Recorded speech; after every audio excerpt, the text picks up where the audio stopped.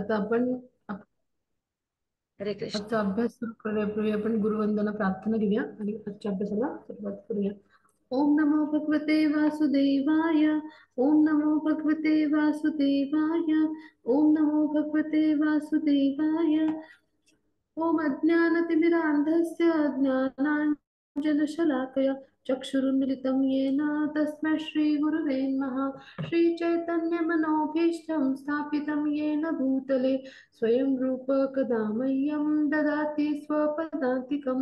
वन्देऽहं श्रीगुरो श्रुतपदकमलं श्रीगुरुं वैष्णवांश्च. श्रीरूपं साग्रजातं सगुरुनाथान् विस्मृतं सजीवम् साद्वैतं सावधूतं परिजनसहितं कृष्णचैतन्यदेवं श्रीराधा कृष्णपादान् सगणललिता श्रीविशाखान्वितांश्च.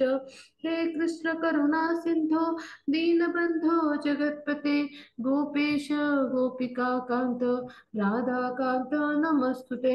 तप्त काञ्चन गौराङ्गी राधे वृन्दावनेश्वरी वृषभानुसुते देवी प्रणमामि हरिप्रिये. वाञ्छाकल्पतरुभ्यश्च कृपासिन्धुभ्येव च पतितानां पावनेभ्यो वैष्णवेभ्यो नमो नमः.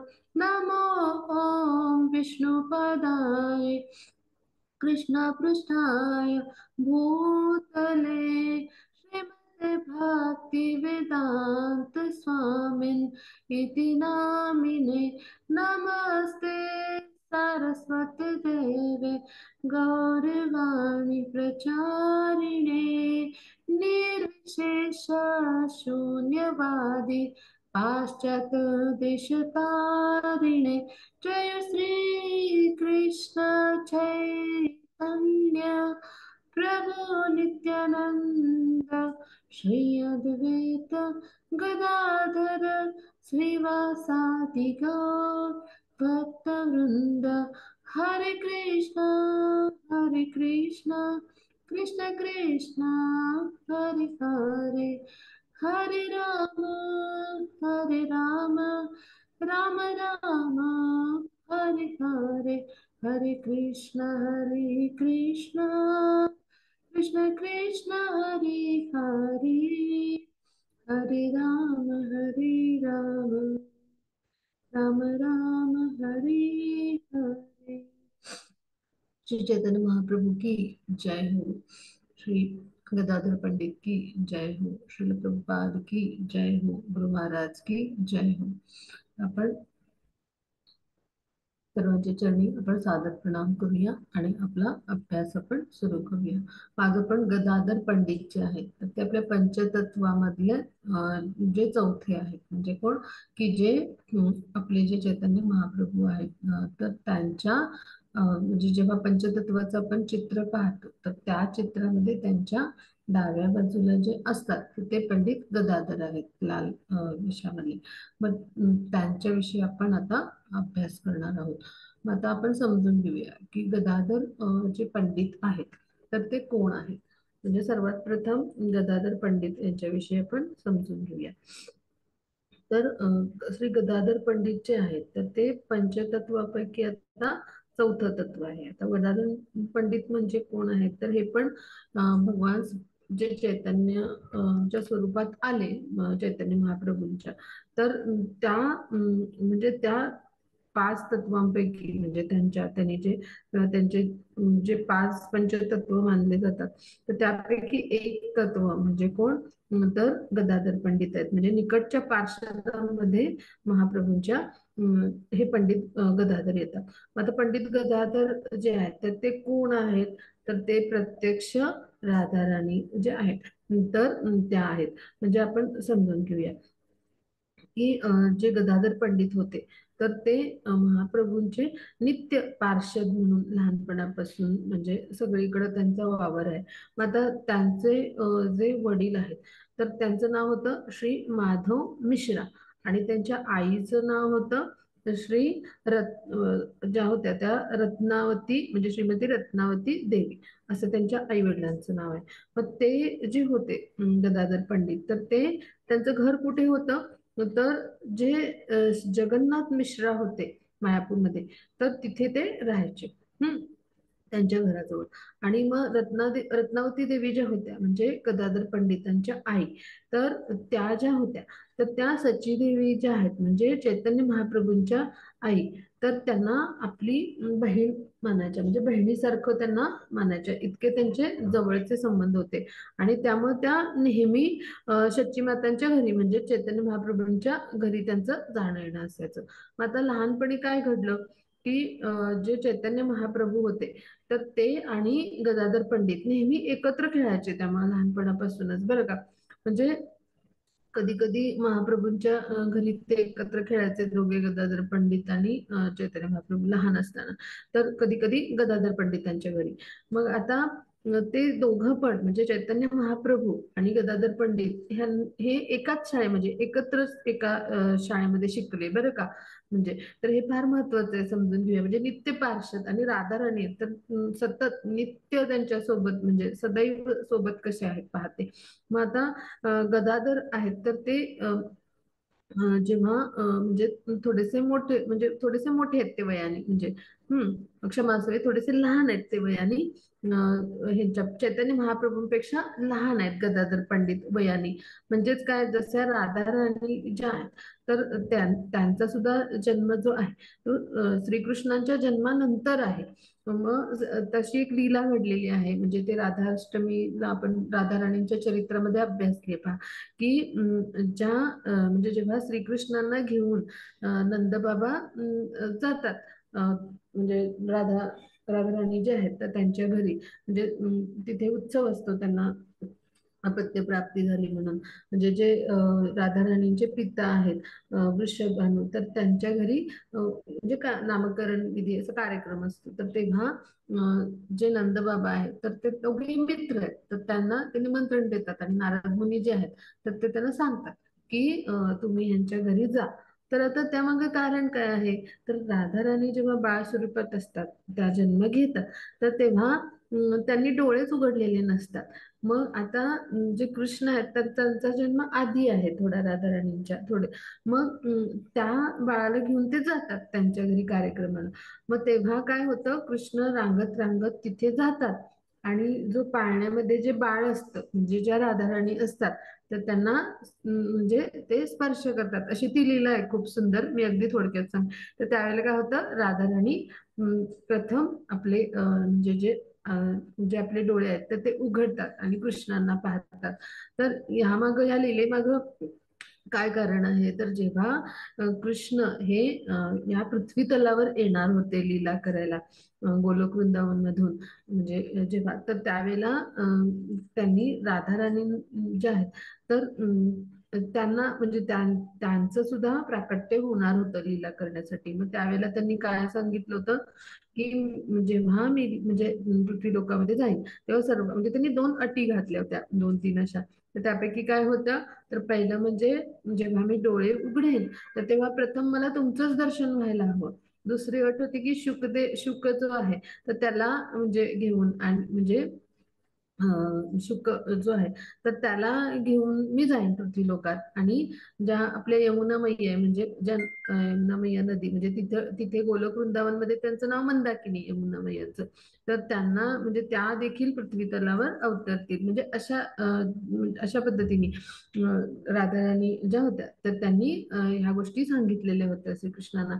आणि त्या पद्धतीनं त्यांचं म्हणजे गोकुळामध्ये अवतरण म्हणजे वृंदावनामध्ये अवतरण झालं होतं. मग जेव्हा ही लीला घडली त्यावेळेला कृष्णांचं दर्शन म्हणजे श्रीमुखाचं त्यांच्या दर्शन म्हणजे प्रत्यक्ष भगवान कोण आहेत ते म्हणजे परमपुरुषोत्तम असे भगवान श्रीकृष्ण आहेत, त्यांचं दर्शन जेव्हा झालं तेव्हा राधा राणींनी डोळे उघडले. मग तसंच पहा म्हणजे तिथे पण त्या वयाने त्या त्रेतायुगामध्ये क्षमाच्या द्वापार युगामध्ये जेव्हा या लीला घडल्या तर त्यावेळेला पण राधा राणी ह्या कशा आहेत, वयाने लहान आहेत श्रीकृष्णांपेक्षा. तसंच आता 500 वर्षांनी जेव्हा लीला करायला इकडे म्हणजे भगवान श्रीकृष्ण आहेत प्रत्यक्षात, तर ते चैतन्य महाप्रभूंच्या रूपामध्ये आले. तर तेव्हा राधा राणी ह्या गदाधर पंडितांच्या रूपामध्ये आले. तर चैतन्य महाप्रभू संन्यासी वेशामध्ये आहेत, त्यामुळे सगळे कसे संन्यासी आहेत पार्षद, म्हणजे जसे भगवान असतात त्या स्वरूपात त्या प्रमाणात त्याला पूरक असे हे नित्य पार्षद येतात.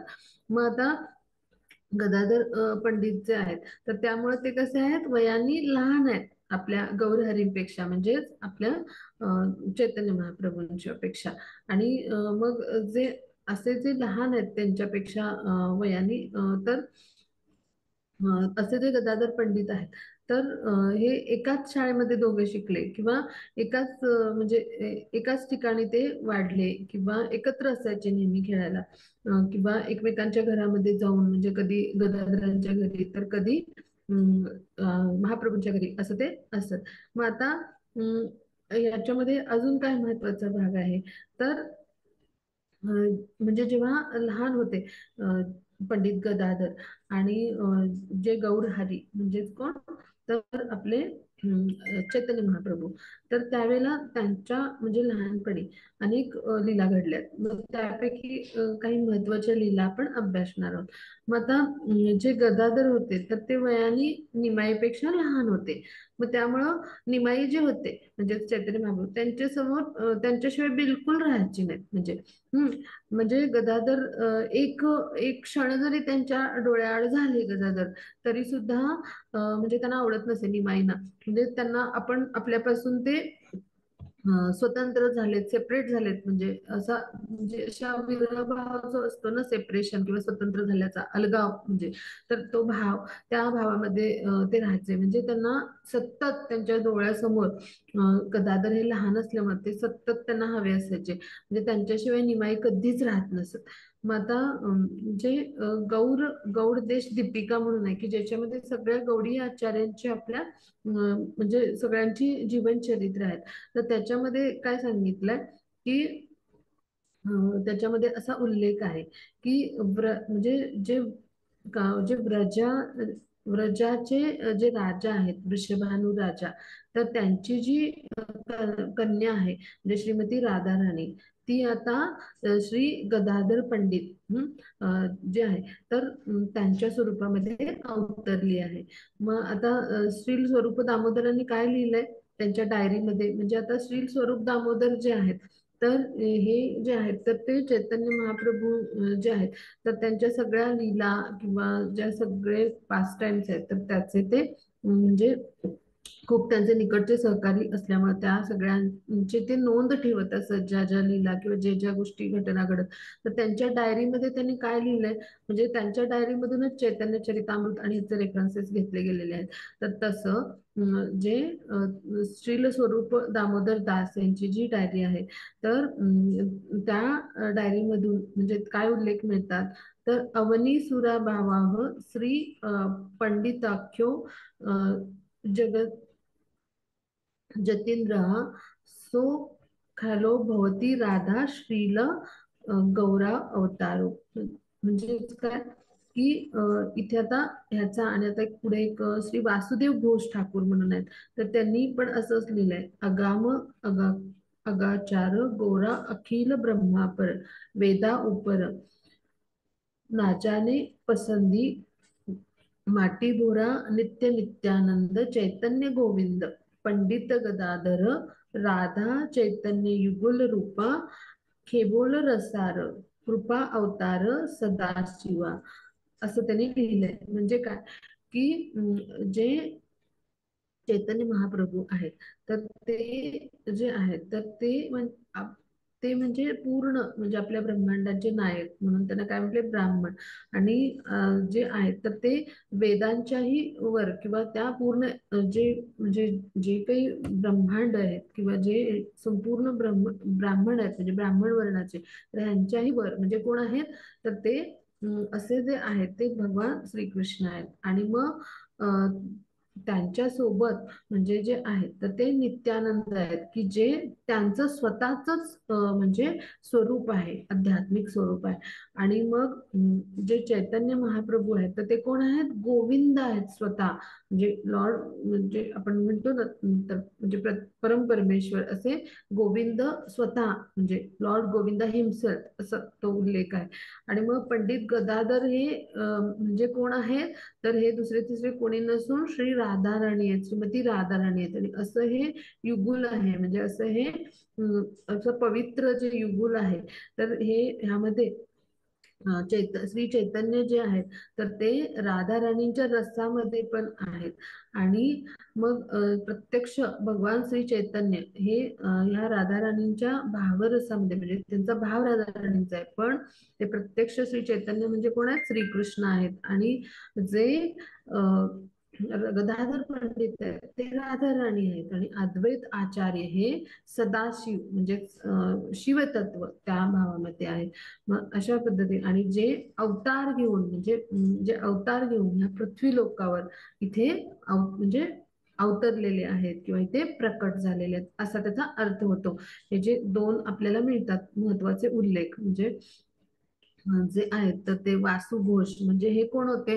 तर मुकुंद वासु घोष हे नित्य पार्षद होते. मी जी मागच्या वेळेला जी मी गौर आरती गायली होती तर त्याच्यामध्ये उल्लेख होता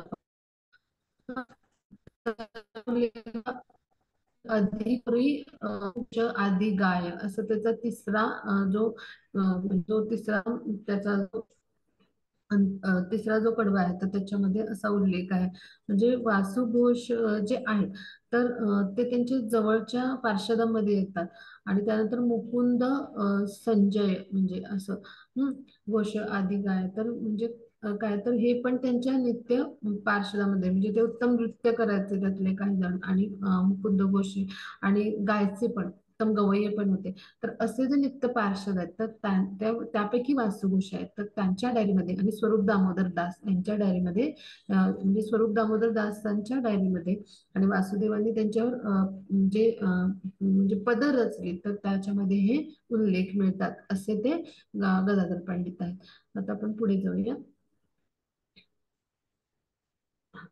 मग आता असे जे गदाधर पंडित आहेत तर ते राधा राणी आहेत. मग आता जे श्रीकृष्ण आहेत तर त्यामध्ये जे म्हणजे श्याम वर्णाचे आहेत. पण ज्यांनी आत्ता म्हणजे काय की ह्या वेळेला 500 वर्षानंतर जेव्हा त्यांचं अवतरण झालं तर ते कसे आहेत?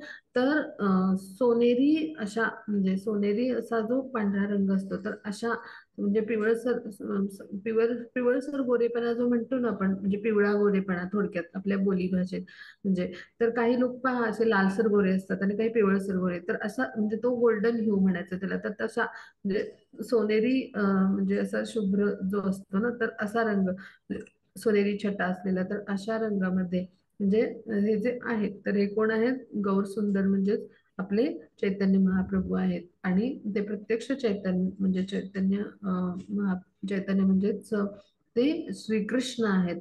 आणि राधा राणींच्या भावामध्ये आणि रंगामध्ये आहेत. आणि असं त्याचा वासुदेव घोष हे आपल्या काव्यामध्ये उल्लेख करतात. आणि श्री गौरा म्हणजे जे आहेत तर ते त्यांच्यासोबत कोण आहेत? तर गदाधरा म्हणजे ते कोण आहे? तर हे अशा पद्धतीचं अत्यंत पवित्र असं युगुल आहे. आणि त्यांची जो कोणी पूजा करतो किंवा त्यांची ज्यांना सेवा करायची म्हणजे ज्यांना इच्छा आहे तर असे जे असतात तर ते त्यांच्या कृपेस पात्र होतात. म्हणजेच काय की पुढे ते काय म्हणतात की त्यांच्या कवितेमध्ये ते प्रार्थना करतात काव्यामध्ये की अशा युगुलाची मला नेहमी जन्मोजन्मी सेवा करायला मिळावी किंवा ह्यासाठी मला जन्म जर मिळाला तर हरकत नाही अशी ते प्रार्थना करतात. फार सुंदर म्हणजेच हे चैतन्य चरितामृत म्हणजे ही प्रार्थना आहे. तसंच चैतन्य चरितामृतामध्ये पण उल्लेख मिळतात की पंडितेर भाव मुद्रे कहान जाय गदाधर प्राणनाथ नाम होईला जाय पंडितेर कृपा प्रसाद लेहेन न जाय गदाई गौरांग करी सर्व लोके गाय. म्हणजे काय की जे भाव आहेत किंवा जे काही भावाचा स्तर आहे तर तो सगळा पंडित गदाधर जे आहेत तर त्यांच्याबद्दल म्हणजे अशा पद्धतीने सगळा जो आहे तर तो जे आपले श्रीकृष्ण आहेत की श्री चैतन्य महाप्रभूंच्या स्वरूपाचे आहेत तर त्यांना तो भाव जो आहे तो तो अनुभवायचा आहे म्हणजे श्री राधा भावामध्ये आहे. पण त्यांना तो समजत नाही, म्हणजे त्यांना तो म्हणजे समजावण्यासाठी की श्रीकृष्ण जे आहेत तर ते कशा रूपात आले, तर भक्ताच्या रूपामध्ये त्यांनी एक अवतरण केलं आहे या पृथ्वी लोकावर. आणि मग भक्ताच्या रूपामध्ये आणि संन्यासी रूपामध्ये आहेत. मग राधा राणींचा जो भाव आहे आणि प्रेम आहे भक्त म्हणून, तर ते त्यांना म्हणजे समजवण्यासाठी गदाधरांचा अवतार आहे. आणि आणि गदाधर म्हणजे कोण आहेत, राधाराणी. मग त्या अत्यंत म्हणजे प्रेमळ आणि कृपाळू आहेत श्रीकृष्णांपेक्षा. मग तो भाव आणि तो जो प्रेम आहे तर ते समजावून सांगणाऱ्या म्हणजे कोण आहेत, तर गदाधर म्हणजेच राधाराणीच्या स्वरूपामध्ये आहेत. मग आता ज्या वेळेला ईश्वरपुरी जेव्हा आले, म्हणजे तर ते जेव्हा आले ते काही महिने नवद्वीप मध्ये होते. मग त्यावेळेला काय झालं की, हरे कृष्ण, मग ज्या वेळेला ईश्वरपुरी हे नवद्वीप मध्ये आलेले होते, तर त्यावेळेला एक लीला घडली. तर ते काय आहे तर समजून घेऊया. तर ते गोपीनाथ आचार्यांच्या म्हणजे जे घर होतं तिथे ते निवासाला होते. मग त्यावेळेला काय झालं, त्यांनी काय केलं, तर गदाधर पंडित जे होते तर त्यांना त्यांनी म्हणजे त्यांनी काय केलं, तर त्यांना शिकवलं. म्हणजे काय की त्यांना जे शास्त्र वेद आहेत तर यांच्याविषयी त्यांनी पूर्णपणे मार्गदर्शन केलं. आणि त्यासाठी त्यांनी काय केलं, तर श्रीकृष्ण लीलामृत म्हणून त्यासाठी त्यांनी एक पुस्तकाची रचना केली. म्हणजे पहा कशी लीला घडली. म्हणजे अशा पद्धतीने श्री ईश्वरपुरी जे आहे तर त्यांनी काही महिने नवद्वीपामध्ये राहून, जे गोपीनाथाचार्य त्यांच्या घरी राहून गदाधर पंडितांना श्रीकृष्ण लीलामृतेची रचना करून त्याच्याद्वारे मार्गदर्शन केलं. मग आता गदाधर जे होते ते अगदी लहानपणापासून खूप असे अत्यंत सहनशील, अत्यंत शांत आणि अगदी म्हणजे असे, म्हणजे कसे की अगदी आपण ज्याला म्हणतो ना चूप असणारे किंवा असे अगदी अगदी शांत असे होते.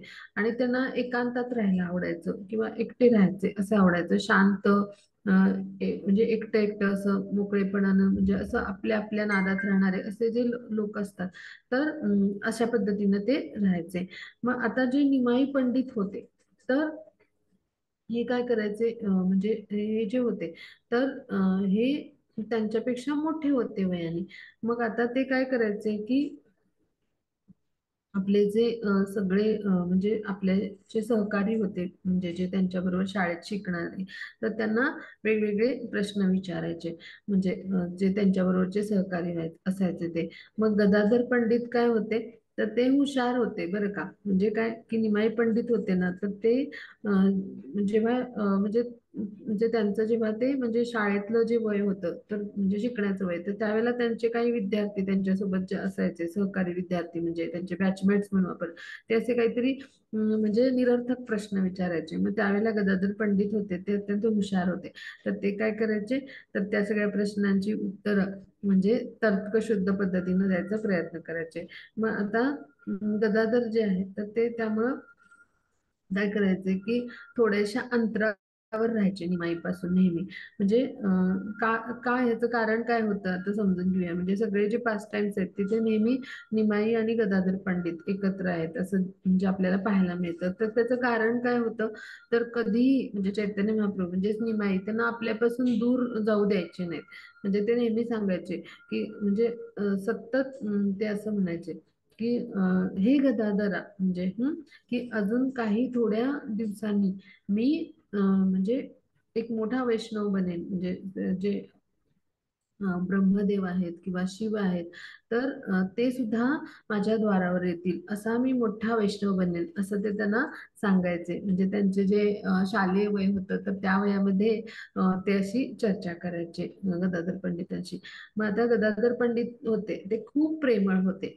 आणि त्यांना मुकुंद दत्त नावाचे जे आहेत म्हणजे असे मुकुंद, मी जे सांगितलं आता गौर आरतीमध्ये जे कडवं आहे तर त्याच्यात मुकुंद म्हणून जो उल्लेख आहे, तर ते मुकुंद दत्त, तर असे जे पार्षद आहेत भगवान श्रीकृष्णांचे, तर त्यांच्याविषयी त्यांना खूप प्रेम होतं. मग आता म्हणजे कुठल्याही वैष्णव जर नवद्वीप मध्ये आले तर मुकुंद जे आहेत तर ते नेहमी गदाधर पंडितांना सांगायचे बरं का, की असे असे नवीन वैष्णव म्हणजे असे उच्च कोटीचे वैष्णव आलेले आहेत आणि आता आपण त्यांचं दर्शन घेऊया, त्यांना दर्शन घ्यायला जाऊया, असं त्यांचं खूप छान गुळपीट असायचं बरं का. आणि ते दोघं तिकडे दर्शनाला जायचे. आणि मग काय व्हायचं, एकदा असंच झालं, ते त्या मुकुंद पंडितांनी सांगितलं की गदाधरांना एक असे उत्तम असे वैष्णव आलेत असं ऐकायला मिळाले नवद्वीपामध्ये, आणि आता आपण त्यांचं जाऊन दर्शन घेऊया. मग आता ते कोण होते, तर पुंडलिक विद्यानिधी म्हणून होते. ते खूप उच्च कोटीचे असे वैष्णव, म्हणजे गुरु शिष्य परंपरेतून आलेले असे खूप म्हणजे उत्तम म्हणजे असे निष्णात असलेले अध्यात्मामधले उच्च अधिकारी असे होते. मग ते कट्टाग्राम मधून नवद्वीपला आलेले होते. मग आता मुकुंद जे आहेत तर त्यांनी त्यांना काय केलं, तर गदाधरांना सोबत घेतलं आणि ते भेटायला गेले. मग गदाधरांनी जेव्हा त्यांना पाहिलं तर त्यावेळेला त्यांना खूप खूप आनंद झाला. म्हणजे विद्यानिधी होते, पुंडरीक विद्यानिधी असं त्यांचं नाव आहे. मग आता त्यांना पाहिल्यानंतर गदाधर असे खूप उत्साहित झाले, खूप त्यांना असं प्रेरित व्हायला झालं त्यांना पाहून, आणि खूप आनंदाने ते भेटले त्यांना, आणि त्यांना साधू संघ मिळाल्याचा खूप आनंद झाला. मग थोड्याच दिवसात काय झालं, पुंडरीक विद्यानिधी खूप खूप प्रसिद्ध होते बरं का. आणि ते तिथं आल्यावर पण त्यांचा जो असा म्हणजे म्हणजे जो परिवार आहे अनुयायी ते असे वाढत गेले. मग आता गदाधरांनी पाहिलं की पुंडलिक विद्यानिधी आहेत ते खूप म्हणजे ते कशा वेशात आले होते, म्हणजे ही लीला आहे बरं का खूप सुंदर. तर ते कोणत्या वेशात आले होते पुंडलिक विद्यानिधी नवद्वीपला, तर त्यांनी असा एखादा श्रीमंत व्यक्ती कसा वेश धारण करतो, खूप उत्तम उंची कपडे, आणि तसं त्यांनी काय केलं, म्हणजे असा भौतिक सुखामध्ये रममाण असलेला असा जो एखादा धनिक किंवा श्रीमंत व्यक्ती असेल तर तसं त्यांनी तिथे त्यांच्या समोर आचरण केलं बरं का. आणि हे सगळं पाहिलं गदाधरांनी. मग त्यांना म्हणजे कळलं नाही की असं का बरं असेल, असं त्यांच्या मनात शंका आली. म्हणजे म्हणजे ते विचार करत होते त्यांच्याशी बोलताना. हम्म पण त्यांना लक्षात नाही आलं. मग गदाधरांनी विचार केला की म्हणजे अशा स्वरूपात, म्हणजे अशा धनिक स्वरूपातच या वैष्णवांना राहायची सवय असेल आणि म्हणून ते तसे कपडे करत असतील, ती सवय लागली असेल त्यांना आता, आणि म्हणून ते तशा वेशात राहत असतील. अशा श्रीमंत धनिक जो असा भौतिक सुखामध्ये लिप्त व्यक्ती असतो अशा पद्धतीनं त्यांची वेशभूषा होती. मग असं वाटलं त्यांना बरं का. मग त्यांनी त्यांनी हा प्रश्न केला तेव्हा मुकुंदाने ते चर्चा करत होते, म्हणजे तिथे पण त्यांनी प्रश्न केला मुकुंदाने.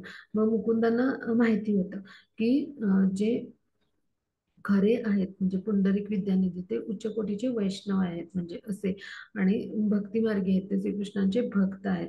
मग पंडित गदाधर जे आहेत तर त्यांच्या मनातली ही शंका आहे तर ही दूर करण्यासाठी मग त्यांनी काय केलं, श्रीमद भागवतम मधला एक श्लोक आहे तर तो खूप गोड मधुर स्वरात गायला सुरुवात केली. मग तो जेव्हा ऐकला, म्हणजे ते शब्द जेव्हा पुंडलिक विद्यानिधींच्या कानावर पडले तर तेव्हा काय झालं, तर ते त्यांच्यामध्ये भगवत प्रेमाचं म्हणजे आपण म्हणतो की ते ओसंडून असं ते वाहू लागलं. म्हणजे ते खरे भगवान श्रीकृष्णांचे भक्तच आहेत, पण त्यांनी काय केलं होतं, तर स्वतःची ही जी आहे ओळख ही लपवली होती. असा भौतिक आनंदामध्ये लिप्त असलेला धनी पुरुषाच्या स्वरूपात ते तिथे आले होते. म्हणजे भगवंतांचे जे भक्त असतात ते काय करतात, तर ते कधी असा म्हणजे स्वतःचा प्रदर्शन किंवा देखावा नाही करत की मी श्रीकृष्णांचा भक्त आहे. तर ते निकटचे जे भक्त असतात भगवंतांचे किंवा शुद्ध भक्त असतात, ज्यांच्यावर श्रीकृष्णाची कृपा असते, तर ते काय करतात सामान्यांमध्ये म्हणजे असेच राहतात आणि त्या सामान्यांचाच एक भाग बनतात. मग सामान्य जसे असतात म्हणजे धनिक आणि भौतिक जे म्हणजे भौतिक जे इंद्रिय सुख आहेत किंवा इंद्रिय तृप्तीचे म्हणजे जीवन आहे, तर त्यामध्ये लिप्त असलेला कसा सामान्य गृहस्थ आश्रमातला थोडासा धनिक व्यक्ती असेल तो कसा असेल, तर त्याप्रमाणेच ते आले होते बरं का. म्हणजे सामान्यांमध्ये ते अशा पद्धतीनं ते आले होते. पण त्यावेळेला जे होते मुकुंद त्यांनी हे ताडलं होतं, जाणलं होतं, आणि मग त्यांनी जेव्हा हा भागवतम मधला श्लोक गायला तर त्यावेळेला ते भगवत प्रेमामध्ये जे त्यांच्या हृदयामध्ये स्थित होतं ते पूर्वीपासूनच त्या प्रेमामध्ये ते स्थित होते, प्रेमाभक्तीमध्ये थोडक्यात. तर ते जे प्रेम होतं त्यांचं उफाळून आलं आणि त्या आनंदामध्ये आणि त्या म्हणजे प्रेम विलापामध्ये म्हणजे ते जो प्रेमालाप असतो किंवा श्रीकृष्णांच्या पासून आपण दूर आहोत म्हणून श्रीकृष्णांचं कधी दर्शन होईल मला, श्रीकृष्णांची कधी कृपा होईल माझ्यावर, श्रीकृष्णांच्या चरण कमलांशी मला कधी आश्रय मिळेल, त्यांची सेवा मला कधी करायला मिळेल, असा जो विलाप असतो, विरह असतो एखाद्या भक्ताला, की जो त्यांच्या शुद्ध प्रेमामध्ये जोडलेला असतो श्रीकृष्णांशी, त्या रसामध्ये म्हणजे त्या माधुर्य रसामध्ये जोडलेला असतो. तर तो काय करतो, तर विरहामध्ये अशा पद्धतीनं तो रडू लागतो, म्हणजे त्याला भावाश्रू येतात. मग तशा पद्धतीनं कृष्णा कृष्णा असं म्हणत ते रडू लागले, म्हणजे भावाश्रू आले. आणि ते त्या म्हणजे प्रेम विलापामध्ये म्हणजे इतके अश्रू त्यांना अनावर झाले, तो इतका विरह कृष्णाविषयीचा अनावर झाला, म्हणजे ही प्रेमभक्ती आहे, कृष्णांपासून आपण दूर आहोत या भावामध्ये, की ते जमिनीवर कोसळले. म्हणजे हे चैतन्य भागवत जे आहे, तर त्याच्या मध्यलीलामध्ये 778 आणि 779 श्लोक जो आहे, तर त्याच्यामध्ये हे वर्णन आहे. तर अशा पद्धतीनं त्यांचं भाव आणि प्रेम आहे ह्याचं प्रकटीकरण झालं. मग गदाधरांना आता खूप खूप म्हणजे वाईट वाटलं, की म्हणजे उगाचच मी शंका घेतली. आणि मग आपल्या अज्ञानामुळं म्हणजे आपण इतका उच्च कोटीचे म्हणजे हे वैष्णव भक्त आहेत, तर त्यांना सामान्य भौतिकवादी समजलो म्हणून त्यांना खूप खूप वाईट वाटलं आणि आपण हा अपराध केला असं त्यांना वाटलं. आणि मग त्यावेळेला त्यांना हे लक्षात आलं, की ह्या अपराधापासून आपल्याला श्रीकृष्णांनी वाचवण्यासाठी अशा पद्धतीने हा प्रसंग घडवला आहे, मुकुंद जे आहेत मुकुंद दत्तांच्या माध्यमातून. आणि मग त्यांनी ठरवलं की काय करायचं, की जे हे दयानिधी आहेत, म्हणजे हे जे तिथे आले होते पुंडरीक पुंडरीक विद्यानिधी, की जे दयेचा सागर आहेत, म्हणजे दयेचा निधी असलेले असे आहेत, म्हणजे श्रीकृष्णांसारखे अपार अपार दया किंवा कृपा म्हणजे एक गुरु म्हणून ज्यांच्या हृदयात स्थित आहे, आणि असे म्हणजे जे श्रीकृष्णांचे असे उत्तम भक्त आहेत, उच्च आध्यात्मिक अधिकारी आहेत. तर असे कोण आहेत, विद्यानिधी म्हणजे पुंडरीक विद्यानिधी. तर त्यांच्याकडून त्यांनी दीक्षा घ्यायचं ठरवलं, त्यांच्या आश्रयाला त्यांनी जायचं ठरवलं, त्यांचा गुरुपदाश्रय घ्यायचं ठरवलं. आणि मग गदाधर पंडित जे आहेत, तर त्यांनी हे मुकुंद दत्तांना विचारलं, की पुंडरीक विद्यानिधी जे आहेत, तर त्यांच्याकडून मला दीक्षा मिळावी किंवा त्यांच्या आश्रयाला म्हणजे ह्या गुरुचरणी आश्रय घ्यावा असं मला वाटतंय, इतके ते उच्च कोटीचे वैष्णव आहेत. मग हे ऐकल्यानंतर ते खूप आनंद झाले, म्हणजे त्यांना मुकुंद दत्ताना आनंद झाला. आणि मग त्यांनी सांगितलं, की आपण पुंडरीक जे आहेत विद्यानिधी, त्यांना आपण जाऊन प्रार्थना करूया त्यांच्या चरणी. मग आपण दोघेही जाऊ तिथे आणि त्यांना विचारू. मग ते दोघे त्यांच्याकडे गेले. मग जेव्हा पंडित गदाधर आहेत, तर त्यांना पुंडरीक विद्यानिधींकडून अशा पद्धतीने दीक्षा घ्यायची असं जेव्हा त्यांना कळू आलं, त्यांनी हे ऐकले त्यांच्या मुखातून शब्द, तेव्हा पुंडरीक जे आहेत विद्यानिधी, तर त्यांना अत्यंत आनंद झाला.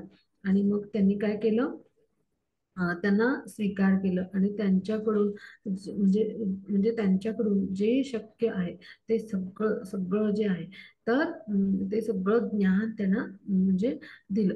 म्हणजे काय, की अशा पद्धतीने म्हणजे अशा पद्धतीचे जे एक असे म्हणजे उत्तम असे विद्यार्थी मला लाभले, तर हे माझं भाग्य आहे, म्हणजे असा शिष्य मला लाभला हे माझं भाग्य आहे असं कोण म्हणतात, तर पुंडरीक विद्यानिधी म्हणतात. तर हे इतकं त्यांना ते गौरवास्पद वाटलं, कारण ते प्रत्यक्ष गदाधर म्हणजे कोण आहे, श्रीमती राधाराणी ते जाणतात. आणि म्हणून चैतन्य भागवतामध्ये मध्यलीलामध्ये 7व्या अध्यायाचा 117 आणि 18 श्लोकामध्ये हा उल्लेख आहे, की असा शिष्य मला लाभला हे माझं काय आहे, सौभाग्य आहे असं पुंडरीक विद्यानिधी म्हणतात. मग एका पवित्र दिनी त्यांनी काय केलं, तर गदाधर पंडित जे होते, तर त्यांना त्यांनी दीक्षा दिली आणि गुरुमंत्र दिला. मग आता चैतन्य महाप्रभू जे आहेत, तर ते आता गयेला जाणार होते बरं का, ही एक लीला आहे. मग गयेला जेव्हा जाणार होते तेव्हा त्यांनी पहिल्यांदा आपलं कृष्ण प्रेम जे आहे तर ते व्यक्त करायला सुरुवात केली. म्हणजे गयेला जेव्हा जाणार होते, म्हणजे त्यांचे जे अनेक लीला आहेत, पास्ट टाइम्स आहेत, तर त्यामध्ये जेव्हा गयेला ते जायला सुरुवात म्हणजे जाणार होते तेव्हापासून चैतन्य महाप्रभूंनी आपले म्हणजे एक भगवान म्हणून किंवा प्रेमाभक्तीमध्ये स्थित असलेले किंवा भावामध्ये असलेले आणि असे स्वयं कृष्ण म्हणून ज्या लीला आहेत, तर त्या लीलांचा भाग म्हणजे ती जी प्रेमाभक्ती आहे आणि ते जे त्यांचा भाव आहे आणि तो जो प्रेम आहे, तर ते एक प्रकारे म्हणजे व्यक्त करायला म्हणजे त्याचं प्रकटीकरण म्हणतो ना आपण, तर ते करायला कृष्ण प्रेमाविषयीच त्यांची जी भाव आणि भक्ती आहे, तर ते लोकांसमोर म्हणजे अशा पद्धतीनं प्रकट करून लीला करायला सुरुवात केली होती. मग आता ते अशा पद्धतीने ते गयेला जेव्हा गेले, तर त्यावेळेला त्यांनी काय केलं, ईश्वरपुरी आहेत तर त्यांचा गुरुपदाश्रय घेतला. म्हणजे त्यांचे गुरु कोण आहेत, चैतन्य महाप्रभूंचे ईश्वरपुरी. तर त्यांच्याकडून ते दीक्षा घेऊन जेव्हा परतले आपल्या घरी, तर त्यावेळेला त्यांचं नवीन आयुष्य जे आहे, म्हणजे दीक्षेनंतर प्रत्येक शिष्याचा नवीन आयुष्याचा आरंभ होतो, तसं चैतन्य महाप्रभू तर प्रत्यक्ष भगवान आहेत. तर त्यांच्या जे नवीन आयुष्य आहे म्हणजे दीक्षेनंतरचं, तर त्याचा आरंभ झाला. मग ते सतत दिवस रात्र श्रीकृष्ण प्रेमाच्या म्हणजे या सागरामध्ये, असा जो प्रेम सागर आहे म्हणजे कृष्णाविषयीचा जो प्रेम सागर आहे, त्याच्यामध्ये दिवस रात्र डुंबलेले असायचे बरं का. मग आता जे गदाधर होते, तर ते जेव्हा पाहायचे ना ह्यांना, तर गदाधरांना पाहून हे जे चैतन्य महाप्रभू आहे, तर ते काय करायचे, तर त्यांच्या मध्ये उत्कट प्रेम यायचं, ते उत्कट प्रेमाचं प्रकटीकरण व्हायचं आणि ह्यांना पाहून चैतन्य महाप्रभूंच्या डोळ्यातून भावाश्रू यायचे अशा पद्धतीनं. आणि जेव्हा त्यांच्या डोळ्यातून भावाश्रू यायचे चैतन्य महाप्रभूंच्या, म्हणजे त्या राधा भावामध्ये, त्या विरह भावामध्ये ह्यांना जेव्हा पाहायचे गदाधर पंडितना, ते कोण आहेत, प्रत्यक्ष राधाराणी आहेत. तर त्यांना पाहून जेव्हा चैतन्य महाप्रभूंच्या अशा म्हणजे प्रेमामुळे, असं जे शुद्ध प्रेम आहे त्या प्रेमापोटी असे जेव्हा भावाश्रू यायचे, त्यावेळेला गदाधर पंडित सुद्धा त्यांना पाहून त्या म्हणजे त्या प्रेमाने प्रेरित होऊन, म्हणजे जे शुद्ध प्रेम आहे राधा राणींचं कृष्णांप्रती, तर त्या प्रेमाच्या म्हणजे त्या उत्कट भावामध्ये त्यांना सुद्धा म्हणजे भावाश्रू येत असत. म्हणजे अशा पद्धतीनं हे म्हणजे त्यांच्यामध्ये म्हणजे एकमेकांविषयी म्हणजे हे जे कृष्ण प्रेम आहे आणि म्हणजे कृष्णांचं राधा राणी विषयीचं प्रेम, आणि ते राधा भावामध्ये चैतन्य महाप्रभू व्यक्त करायचे. आणि राधा राणींच्या स्वरूपामध्ये कोण आहेत, तर प्रत्यक्ष गदाधर पंडित आहेत. तर त्यांच्या माध्यमातून राधा राणींचं जे प्रेम आहे कृष्णांप्रतीचं, त्या भावामध्ये म्हणजे स्वतःला गदाधर पंडित आहेत ते व्यक्त करायचे. अशा पद्धतीनं ती लीला घडायची, एकमेकांना पाहून त्यांना उत्कट प्रेम आणि ते भावविभोर होऊन जायचे, भावाश्रू यायचे. आणि अशा म्हणजे म्हणजे अशा म्हणजे अशा अश्रूमध्ये ते डुंबलेले राहायचे. आणि अशा कृष्ण प्रेमामध्ये, कृष्ण प्रेम जे आहे तर त्याच्या सागरामध्ये हे दिवस रात्र डुंबलेले असायचे. पहा किती सुंदर आहे, पहा ऐकताना सुद्धा आपल्याला किती सुंदर अनुभूती येतात. तर गदाधर पंडित होते ते नेहमी त्यामुळं महाप्रभूंच्या शेजारीच, त्यांच्या त्यांच्या डाव्या बाजूला असायचे. पहा मग आता, कारण ते कोण आहेत, राधा राणी आहेत, तर सतत असायचे त्यांच्या समोर बरोबर सोबत. मग एक दिवस काय झालं, तर गदाधर पंडित जे होते, तर ते जे होते, तर ते चैतन्य महाप्रभू जे आहेत तर त्यांच्या सोबत होते. मग त्यावेळेला काय झालं, तर जे गौरांग आहेत म्हणजे चैतन्य महाप्रभू, तर ते अशा भावामध्ये आणि अशा प्रेमामध्ये म्हणजे एकदम म्हणजे डुंबून गेले होते श्रीकृष्णाविषयीच्या, कारण ते राधा भावामध्ये आहेत बरं का. आणि मग कृष्णाविषयीचा त्यांना विरहामध्ये म्हणजे त्या विरह भावामध्ये ते होते. आणि मग त्या भावामध्ये ते पंडित गदाधरांना काय म्हणाले, की असा जो सावळ्या वर्णाचा म्हणजे कृष्ण वर्णाचा असा जो म्हणजे आहे मुलगा, की जो अत्यंत सुंदर आहे, म्हणजे असं त्याचं श्याम सुंदर रूपातला तो जो मुलगा आहे, आणि तो म्हणजे तो पिवळ्या म्हणजे त्याने पिवळं वस्त्र धारण केलंय असा जो मुलगा आहे कृष्णवर्णीय, तो कुठे आहे, असं त्यांनी म्हणजे त्या विरहामध्ये कुठे आहे असा श्यामवर्णी तो पुत्र, की ज्यांनी म्हणजे पिवळं वस्त्र धारण केलेलं आहे, अशा विरहाग्नीमध्ये ते विचारू लागले पंडित गदाधरांना आणि खूप ते रडू लागले. मग त्यावेळेला पंडित गदाधर होते. तर त्यांनी काय केलं पहा, ही लीला खूप सुंदर आहे आणि समजून घेण्यासारखी आहे. तर त्यांना सुरुवातीला आता काय करूया असं वाटलं. मग काय बोलूया आता ह्यांना, काय सांगूया. मग त्यांनी काय केलं की थोडा वेळ विचार केला आणि मग ते भावविभोर होते चैतन्य महाप्रभू. तर त्यावेळेला मग त्यांनी त्यांना आदराने असं सांगितलं की ते तुमच्या हृदयामध्ये आहेत पहा. म्हणजे श्रीकृष्ण हेच आहेत चैतन्य महाप्रभू. पण ते पंडित गदाधरांना विचारतात की कुठं आहे असा कृष्णवर्णी श्यामवर्णी जो मुलगा आहे की ज्यांनी पिवळं वस्त्र परिधान केलेलं आहे अशा पद्धतीने, म्हणजे पितांबर परिधान केलेले असे ते असा तो कुठं आहे कृष्णवर्णीय मुलगा, म्हणजेच कोण, तर श्यामसुंदर रूपातले म्हणजे किशोर रूपातले हे भगवान स्वरूपातले म्हणजे द्विभुजधारी, हातामध्ये सुंदर वेणू असलेले आणि डोक्यावर मयूरपंख असलेले असे सुंदर असे ते कोण आहेत, श्रीकृष्ण, भगवान श्रीकृष्ण. तर ते कुठे आहेत असं ते विचारतात. आणि ते स्वतःच आहेत म्हणजे गौर म्हणजे गौरहरीच्या स्वरूपात, म्हणजे चैतन्य महाप्रभू म्हणून ते स्वतःच अवतरले आहेत एका भक्ताच्या स्वरूपात आणि त्या विरहामध्ये कृष्णांच्या, कारण ते राधा भावामध्ये आहेत. तर असं विचारतायत, तर ते कुठे आहेत. मग गदाधर पंडित काय उत्तर देतात त्यांना की ते तुमच्या हृदयामध्ये आहेत, म्हणजे तुमच्याच हृदयामध्ये आहेत, म्हणजेच काय ते तुम्हीच आहात थोडक्यात असं उत्तर देतात.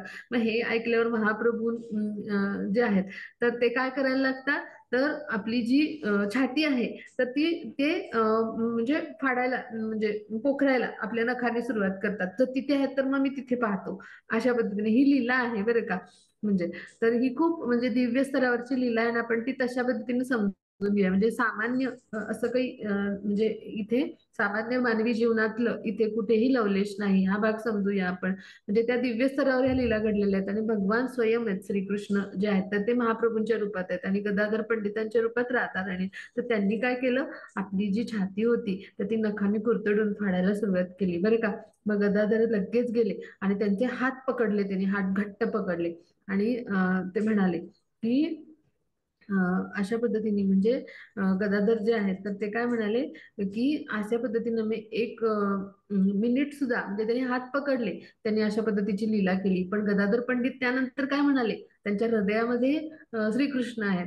मग आता त्या हृदयामधले श्रीकृष्ण म्हणजे मिळवण्यासाठी जेव्हा चैतन्य महाप्रभूंनी नखाने कुरतडून छाती जी आहे तर ती म्हणजे कुरतडून फाडायला सुरुवात केली, त्यावेळेला तिथे गेले आणि त्यांच्या छातीशी त्यांच्या असलेले जे हात होते चैतन्य महाप्रभूंचे ते जेव्हा गदाधर पंडितांनी धरले पकडून, तेव्हा ते काय म्हणाले, एक मिनिट सुद्धा, एक निमिष सुद्धा मी कृष्णांना न पाहता नाही राहू शकत. आणि म्हटल्यावर ते म्हणजे ते हात जे होते तर ते पण त्यांनी बाजूला केले पहा. म्हणजे ते हात मध्ये आल्यामुळं जे हृदयात कृष्ण आहेत तुमच्या त्यांचं मला दर्शन नाही होऊ शकत आहे, म्हणजे प्रत्यक्ष तेच आहेत बरं का.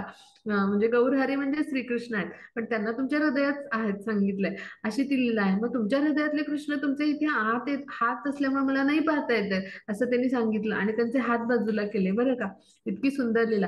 आणि असे जेव्हा ते त्यांनी असे जेव्हा भावामध्ये त्यांनी सांगितलं श्रीकृष्णांना तेव्हा म्हणजेच महाप्रभूंना, तेव्हा त्यांचे ते हात त्यांनी बाजूला केले आणि पुन्हा छातीने त्यांनी कुरतडलं नाही, म्हणजे छातीला त्यांनी नखांनी कुरतडलं नाही आणि अशा पद्धतीने ते थांबले. मग आता त्यांनी काय सांगितलं गदाधर पंडितांनी की थोडस तुम्ही सहनशीलतेनेच राहा आणि शांत राहायचा प्रयत्न करा. कृष्ण तुमच्याकडे एका मिनिटामध्ये येतील असं सांगितलं. असं त्यांनी प्रेमाने सांगितलं बरं का. म्हणजे ते राधा भावामध्ये होते आणि मग त्यांची ती भावविभोर अवस्था होती, म्हणून त्यांनी काय सांगितलं, तुम्ही जरा आता शांतच राहा आणि आणि अत्यंत सहनशील राहा आणि मग तुमच्याकडे कृष्ण अगदी एका निमिषात मिनिटामध्ये येतील असं त्यांनी सांगितलं. मग हे ऐकल्यानंतर महाप्रभू जे आहेत ते एकदम थोडेसे सावरल्यासारखे शांत झाल्यासारखे झाले. म्हणजे हे लीलांचं आस्वादन होतं. गदाधर पंडित म्हणजे राधा राणी आणि चैतन्य महाप्रभू म्हणजे श्रीकृष्ण यांच्या स्वरूपात ते लीलांचं आस्वादन करत होते. मग ते थोडेसे शांत झाले. मग हा जो प्रसंग होता हा सची माता दुरून ऐकत पाहत होत्या बरं का, थोड्या अंतरावरून. मग त्या धावत धावत आल्या, त्या तिथे आल्या आणि त्या खूप अत्यंत म्हणजे आनंदी झाल्या आणि ते गदाधरांना काय म्हणाल्या की आता म्हणजे तू जरी छोटासा मुलगा असशील तरी तू इतका हुशार आहेस की तू काय करत जा की ह्या निमाई सोबत तू राहत जा. मला खूप भीती वाटली होती. जेव्हा निमाई जो असतो तो त्याच्या अशा लहरी होतात. आता त्या ज्या शची माता आहेत त्या सामान्य म्हणजे जे त्या देखील हे सगळे पार्षदच आहेत भगवंतांसोबत लीला करायला आलेले. मग शची माता ज्या आहेत तर त्या माता कौशल्या म्हणजे ह्यांच्या स्वरूपातल्या म्हणजे ते आणि माता कौशल्या ज्या आहेत आणि ज्या देवकी माता आहेत त्यांचे ते म्हणजे त्यांचं मिश्रण स्वरूप आहेत आणि ते म्हणजे पार्षदच आहेत भगवंतांचे ते प्रकट झालेले. पण त्या सामान्य व्यक्तीच्या स्वरूपामध्ये त्या कसं सांगतायत की माझा मुलगा जेव्हा अशा वेगवेगळ्या भावस्थितीत असतो तेव्हा मला फार भीती वाटते, फार अवघड जातं की त्याला कसं आवरूया, त्याला म्हणजे कशा पद्धतीने म्हणजे त्याला पूर्ववत करता येईल. तर तू काय करत जा, तर तू त्याच्याबरोबरच नेहमी राहत जा. तू अत्यंत हुशारीने त्याला शांत केलेस आणि अगदी तो म्हणजे पूर्ववत झालाय.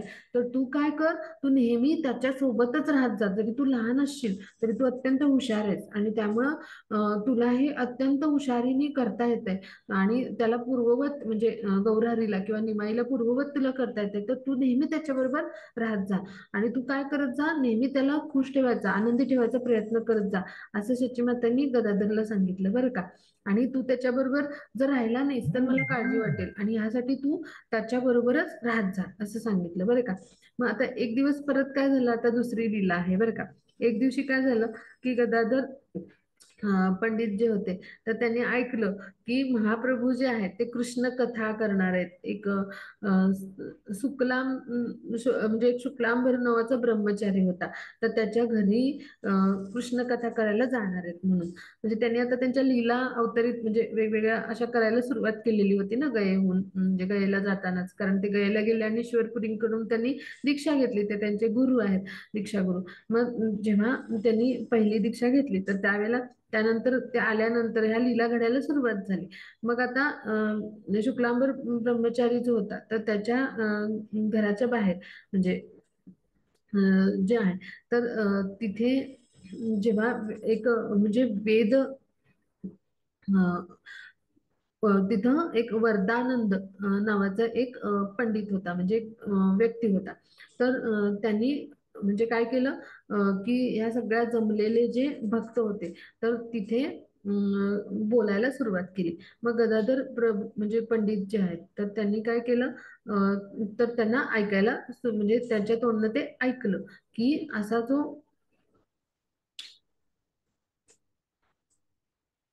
असा जो पंडित होता तर तो हे सांगत होता की असे शुक्लांबर जे आहेत ब्रह्मचारी तर त्यांच्या घरी हे लीला करायला येणार आहेत. मग आता हे सगळं ऐकल्यानंतर म्हणजे काय झालं तर तिथे गदाधर पंडित हे आले होते बरं का. आणि मग हा जो ब्राह्मण होता म्हणजे चैतन्य महाप्रभू त्याच्या म्हणजे सोबत तिथे आलेले होते आणि त्यांनी कृष्णाविषयी बोलायला सुरुवात केली त्या सगळ्या जमलेल्या भक्तांमध्ये. मग त्यावेळेला काय झालं की चैतन्य महाप्रभू जे आहेत ते जे आहेत तर ते पूर्णतः म्हणजे पूर्णतः त्या कृष्ण प्रेमामध्ये पुन्हा भावविभोर झाले आणि पुन्हा त्या भावविभोर अवस्थांमध्ये ते अशा पद्धतीने म्हणजे त्या भावविभोर अवस्थेमध्ये त्यांचं प्रकटीकरण व्हायला सुरुवात झालं. मग तिथं जमलेले जे सगळे होते जे जमलेले भक्त होते तर ते सगळे जे होते तर त्यांना म्हणजे ते जे कृष्ण प्रेम आहे तर त्याचं आस्वादन म्हणजे जे आहे तर ह्या म्हणजे जे चैतन्य महाप्रभू आहेत तर त्यांच्या माध्यमातून करता यावं म्हणून पंडित जे गदाधर आहेत तर त्यांनी काय केलं, त्यांना शांत केलं.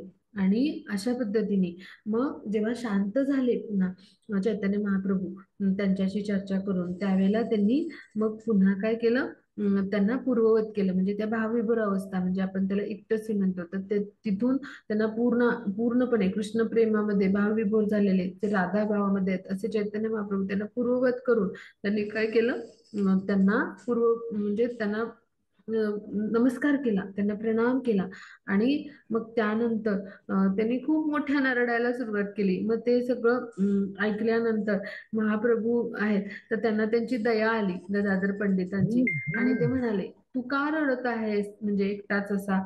तर त्यावेळेला शुक्लांबर ब्रह्मचारी म्हणाले की ते म्हणजे तुमचे म्हणजे म्हणजे कोण रडत आहे अशी चौकशी केली. तिथून जवळच अशी खोली होती आणि त्या महाप्रभूंना ऐकू येईल अशा स्वरूपात त्यांना प्रणाम केला त्यांनी आणि जाऊन तिथे रडायला सुरुवात केली मोठ्याने. मग म्हणजे असा आडोसा जसा असतो ना एखाद्या पडवीला असा किंवा एखाद्या खोलीला असा, तर तसं होतं ते. मग तिथे म्हणजे ते जुन्या काळात पडवी असायची म्हणजे तो हॉल आताच्या काळात, आणि त्याला आडोसा म्हणजे थोडस असं स्पेस असतो पहा, सिट आउट म्हणतो आपण तसं, तो आडोसा म्हणजे ती छोटी खोली सारखं. तर तसं होतं तिथे. आणि मग तिथे तिथून आवाज येईल अशा स्वरूप म्हणजे जाईल यांच्यापर्यंत पोहोचेल अशा आवाजात जेव्हा गदाधर पंडित रडायला लागले तेव्हा शुक्लांबर ब्रह्मचारी म्हणाले की तुमचा गदाधरच तो रडतो आहे. मग प्रभूंनी विचारलं की तो का रडतो आहे. मग त्यावेळेला त्यांनी सांगितलं की गदाधर म्हणजे गदाधराविषयी ते म्हणाले की तो म्हणजे इतका पवित्र आहे आणि तो इतका शांत आणि सहनशील आहे म्हणजे की लहानपणापासून माझ्या तो कृष्णांसाठी समर्पित आहे, कृष्ण प्रेमामध्ये समर्पित आहे. आणि माझं म्हणजे सगळं जे आयुष्य आहे तर हे सगळं व्यर्थ केलं का, तर मी कधीही श्रीकृष्णांच्या विषयी त्याचा भाव आणि प्रेम समजू नाही शकलो. म्हणजे भगवान श्रीकृष्ण म्हणतात बरं का, हे महत्वाचे उद्गार आहेत. श्रीकृष्ण काय म्हणतात चैतन्य महाप्रभूंच्या रूपामध्ये की मी माझं सगळे पूर्ण म्हणजे माझं पूर्व आयुष्य आहे तर हे सगळं म्हणजे कुकर्मामध्ये असं म्हणजे कितीतरी मी असं निरर्थक वाया घालवलं असेल की मी ह्या म्हणजे म्हणजे श्रीकृष्ण जे आहेत म्हणजे असे श्रीकृष्ण की ज्यांच्या प्रेमामध्ये हा प्रेमभक्तीमध्ये हा गदाधर जो आहे तर असा म्हणजे पूर्णपणे ज्यांनी स्वतःला समर्पित केलेलं आहे अशा भक्तीमध्ये, तर म्हणजे त्यांचा मला संग नाही मिळाला आणि त्यांच्यासारखी भक्ती मी करू नाही शकलो, त्यांच्यासारखं प्रेम नाही मिळू शकलो मला, तर ते प्रेम माझ्या हृदयामध्ये श्रीकृष्णाविषयी उत्पन्न नाही होऊ शकलं. म्हणून माझा सगळा जन्म निरर्थकच गेला. असं ते म्हणतात आहे. म्हणजे कोण श्रीकृष्ण म्हणतात म्हणजे की ज्या रुक्मिणी माता आहेत म्हणजे ह्याच्यासाठी एक सुंदरशी गोष्ट आपण आता अभ्यासूया की ज्या रुक्मिणी माता आहेत त्या आणि जे चैतन्य आहेत म्हणजे श्रीकृष्ण आपले, तर ते म्हणजे भगवान श्रीकृष्ण की जे आता चैतन्य महाप्रभूंच्या रूपात अवतरले होते 500 वर्षांनी, पण ते जेव्हा द्वारकेमध्ये भगवान श्रीकृष्ण होते ह्या म्हणजे ह्या स्वरूपामध्ये होते म्हणजे द्वापार युगामध्ये आणि रुक्मिणी माता, तर त्यांच्यामध्ये चर्चा सुरू होत्या. मग तेव्हा रुक्मिणी माता काय म्हणाल्या की राधा राणींसारखं म्हणजे राधा राणींकडे जे गुण आहेत दोन तर ते तुमच्यामध्ये नाही आहेत. मग आणि असे जे गुण आहेत ते तुमच्या सगळ्या भक्तांमध्ये पण आहेत आणि आम्हा सगळ्या भक्तांमध्ये पण आहेत, पण तुम्हाला ते माहिती नाही आहेत. अशा दोन गोष्टी आहेत किंवा असे दोन गुण आहेत. मग ते कोणते गुण आहेत असं श्रीकृष्णांना कुतूहल वाटलं. आता प्रत्यक्ष म्हणजे ब्रह्मांड नायक म्हणतो आपण, हो की नाही, आपण त्यांना काय म्हणतो, जगतपती त्रिलोकांचे स्वामी म्हणजे सगळ्या अखिल विश्वाचे स्वामी म्हणजे कोण आहेत, भगवान श्रीकृष्ण. आणि मला बरं माहिती नाही हे दोन गुण कोणते आहेत असं त्यांना वाटलं. मग त्यांनी रुक्मिणी मातांना विचारलं, म्हटल्यावर त्यांनी सांगितलं की श्रीकृष्ण जे आहेत तर त्यांच्याविषयी एक भक्त म्हणून म्हणजे एका भक्ताला जो भाव आणि प्रेम असतं ना तर ते दोन क्वालिटी किंवा ते ते दोन गुण आहेत ते म्हणजे ते तुमच्यामध्ये नाहीयेत किंवा ते तुम्ही रस चाखलेलेच नाहीयेत. त्यामुळे एका भक्ताला जो भाव आणि प्रेम असतं तुमच्याविषयी, जो विरह असतो, जी उत्कटता असते ती तुम्हाला माहितीच नाहीये, जी राधा राणींना माहितीये. कारण भक्तामध्ये सर्वश्रेष्ठ अशा कोण आहेत, तर राधा राणी. म्हणजे गोपीजनामध्ये सर्वश्रेष्ठ असे म्हणजे सगळ्या भक्तामध्ये सर्वश्रेष्ठ असे गोपीजन आहेत आणि गोपीजनांमध्ये सर्वश्रेष्ठ असे कोण आहेत, भक्त म्हणजे कोण आहेत, राधा राणी आहेत. की सगळ्यात सर्वश्रेष्ठ भक्त श्रीकृष्णांच्या मानल्या जातात. मग अशा ज्या भक्त आहेत ह्या राधाराणी आहेत. मग त्यांच्यामध्ये जे भाव आहे तुमच्याविषयी, जो भाव आहे प्रेमभाव आणि तुमच्याविषयी जे प्रेम आहे उत्कट, तर ते तुम्ही अनुभवलेलं नाहीये. आणि म्हणून जेव्हा असं सांगतात रुक्मिणी माता मग तेव्हा श्रीकृष्ण म्हणतात की मी हा म्हणजे हे प्रेमभाव म्हणजे जो राधा राणींचा माझ्या प्रती आहे कृष्ण म्हणून तो अनुभवण्यासाठी, त्याची गोडी अवीट गोडी चाखण्यासाठी आणि तो भाव समजून घेण्यासाठी म्हणजे ते भाव आणि प्रेम आणि ते समर्पण राधाराणींचं समजून घेण्यासाठी मी कलियुगामध्ये गौर वर्णामध्ये म्हणजे राधाराणींच्या वर्णामध्ये त्यांच्या म्हणजे भावामध्ये मी आणि एका भक्ताच्या रूपामध्ये म्हणून ते काय तर संन्यासी आहेत तर त्या रूपामध्ये मी अवतरित होईल. मग आता ह्या रूपामध्ये ते अवतरित आहेत आणि म्हणून श्रीकृष्ण म्हणतायत इथं चैतन्य महाप्रभूंच्या रूपामध्ये. ही पार्श्वभूमी आपण समजून घेऊया. तर ह्या चैतन्य महाप्रभू जे आहेत तर ते त्यांच्या भूमिकेमध्ये हे कोण आहेत? प्रत्यक्ष श्रीकृष्ण आहेत त्या रूपामध्ये. आणि म्हणून ते म्हणतात माझे अनेक जन्म असे म्हणजे असे, आणि म्हणजे त्यांनी जे अवतार घेतले थोडक्यात असं त्यांना म्हणायचे. जरी भगवान आहेत प्रत्यक्ष पहा ब्रह्मांड नायक, ते म्हणतात की माझे अनेक जन्म व्यर्थ गेले, अनेक म्हणजे माझे जे आहेत म्हणजे वेगवेगळ्या कृती, म्हणजे त्याला काय म्हणतात दुष्कृत्य करण्यातच गेली असं भगवान स्वतः म्हणतात पहा भक्त रूपामध्ये, की माझे अशा दुष्कृत्य करण्यातच माझं सगळं जे आयुष्य आहे ते निरर्थक ठरलं, व्यर्थ ठरलं. आणि मी हे भगवत प्रेम जे आहे गदाधर पंडितांच्या मध्ये जे आहे त्यांना समर्पित आहेत कृष्णांना ते, तर हे जाणू नाही शकलो आणि हा आस्वादन करू नाही शकलो. आणि असे गदाधर पंडित आहेत की ज्यांच्या म्हणजे सहवासामुळे हे मी भगवत प्रेम आहे तर ते अनुभवू शकतो, कृष्णाविषयीचं प्रेम आहे ते अनुभवू शकतोय आणि तो आनंद घेऊ शकतोय पहा असं ते म्हणतात. म्हणजे पहा जेव्हा भक्ताच्या रूपामध्ये भगवान स्वयं कृष्ण येतात तेव्हा ते काय करतात, तर ते जे काही म्हणजे जे भक्त आहेत किंवा गुरु शिष्य परंपरेमध्ये आपले जे गुरु आहेत त्यांच्या माध्यमातून एक जे शिष्य आहे तर तो म्हणजे जे काही आदर किंवा जे काही म्हणजे प्रेम एका दुसऱ्या भक्ताविषयी, दुसऱ्या वैष्णव भक्ताविषयी त्याच्या मनात असतं किंवा ज्या पद्धतीनं वैष्णव शिष्टाचाराचं पालन करायला पाहिजे, तर ते सगळं भगवान स्वयं श्रीकृष्ण आहेत, ते भगवान कृष्ण आहेत, ते षड्वैश्वर्याने युक्त आहेत, तर ते स्वतः देखील जेव्हा भक्ताच्या स्वरूपामध्ये अवतरित होतात चैतन्य महाप्रभूंच्या स्वरूपात, तर तेव्हा ते हे सगळे सगळे विधिविधानांचं पालन करतात बघा पहा, सगळ्या नियमांचं शास्त्राच्या आचरण करतात पहा. एक वैष्णव म्हणून दुसऱ्या वैष्णवाप्रती अत्यंत प्रेम आणि आदर असला पाहिजे. आणि आपण दासानुदास म्हणजे काय, दासानुदास असं जेव्हा असतो आपण आपण गुरुचरणी आपण लीन असतो, म्हणजे त्यांनी काय केलं तर जे जे पुंडलिक दयानिधी होते तर त्यांच्याकडून त्यांनी दीक्षा घेतली होती गदाधर पंडितांनी. तसं चैतन्य महाप्रभूंनी ईश्वरपुरींकडून दीक्षा घेतली. आणि मग दीक्षा घेतल्यानंतर म्हणजे आपण सगळे म्हणजे गुरुबंधू आहोत, म्हणजे जरी गुरु वेगवेगळे असले तरी गुरुतत्व आहे ते. आणि मग हे जे गुरुतत्व आहे तर ते एकच आहे, गुरु कुणी व्यक्ती नाहीये. आणि म्हणून जेव्हा म्हणजे दुसऱ्या गुरूंचे जे शिष्य आहेत तर ते देखील एक उत्तम प्रतीचे वैष्णव आहेत आणि श्रीकृष्णांना समर्पित आहेत, तर त्यावेळेस त्यांचा आदर करणं हे इतर म्हणजे जे इतर संप्रदायातील किंवा इतर गुरुचरणी जे समर्पित शिष्य असतात त्यांचं कर्तव्य असतं आणि हाच वैष्णव सदाचार आहे. तर ह्याचं सुद्धा आचरण पहा चैतन्य महाप्रभूंनी जे स्वयं कृष्ण आहेत त्यांच्या म्हणजे जेव्हा ते चैतन्य महाप्रभूंच्या रूपात आले तरी त्यांनी त्याचं पालन केले पहा. म्हणजे आपण किती प्रयास करायला पाहिजे हो की नाही, आणि आपला भाव आणि प्रेम कसं समर्पित पाहिजे कृष्णांप्रती, आपली तळमळ कशी हवी. जर चैतन्य महाप्रभूंना वाटते एका म्हणजे भक्ताच्या स्वरूपात आल्यावर भगवान श्रीकृष्णांना वाटते की स्वतः माझे अनेक जन्म अनेक अवतार व्यर्थ घालवले की माझ्यामध्ये हे प्रेम आणि हे भाव हे कधी म्हणजे मला अनुभवताच नाही आलं मला स्वतःला. तर मग आपल्यासारखे जे बद्ध जीव आहेत की आपण अनेक युग म्हणजे आपल्याला माहिती पण नाही की आपण किती जन्म घेतलेत अशी युग, आणि मागच्या जन्मी आपण कोण होतो म्हणजे किडामुंगी होतो की आणि कोण होतो, अशा 84 लक्ष योनीतून आपण भ्रमण करत आलोय. आणि कधी नव्हे तो म्हणजे अशा 84 लक्ष योनीतून भ्रमण करून आल्यावर आपल्याला हा एक दुर्मिळ असा मनुष्य जन्म मिळाला, म्हणजे मनुष्यानाम सहस्त्रेषु असा उल्लेख आहे पहा भगवद्गीतेतल्या श्लोकामध्ये.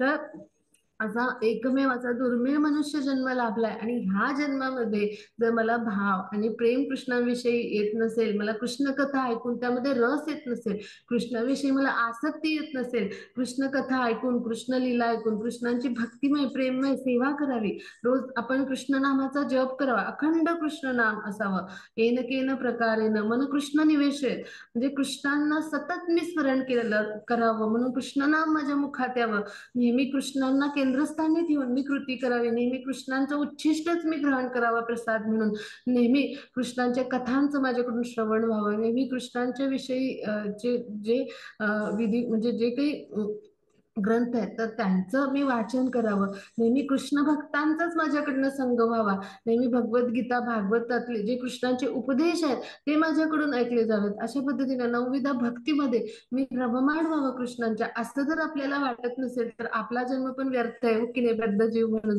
जर भगवान आहेत तर ते असा विरह आणि ते असा भाव आणि प्रेम आणि असं, म्हणजे मी किती म्हणजे दुर्भाग्यशाली आहे की माझ्यामध्ये हे प्रेम आणि माझ्यामध्ये हा भाव नाहीये, असं भगवान श्रीकृष्ण की जे आपले परमपरमेश्वर आहेत, पुरुषोत्तम, पुरुषामध्ये उत्तम असे ते पुरुषोत्तम आहेत, षडैश्वर्याने युक्त आहेत, त्यांना असं वाटतंय. राधाराणींचा तो उत्कट भाव गदाधरांच्या स्वरूपात पाहून, राधाराणींचं ते उत्कट प्रेम श्रीकृष्णांच्या विषयी पाहून, म्हणजे एक निमिष देखील त्या कधी श्रीकृष्णांना म्हणजे त्यांना कधी श्रीकृष्णांचं विस्मरण झालं नव्हतं, अशा त्या राधाराणी आहेत.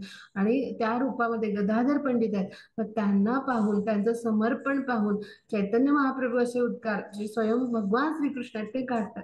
म्हणजे आपल्याला किती भाव निर्माण व्हायला पाहिजे, आपल्याला किती तळमळ वाटायला पाहिजे, आपल्याला किती आपण समर्पित होऊन भगवान श्रीकृष्णांची भक्तिमय प्रेममय सेवा, म्हणजे काय, तर सकाळी पहाटे उठून श्रीकृष्णांचं पहिलं दर्शन मी घेईन मंगल आरतीमध्ये, मी डोळे उघडता क्षणी, जसं राधाराणींनी लीलेमध्ये सांगितले की मी डोळे उघडल्यानंतर पृथ्वी लोकावर आल्यानंतर पहिलं कुणाचं रूप पाहिन तर तुमचंच पाहीन, असं त्यांनी मागितलं होतं मागणं.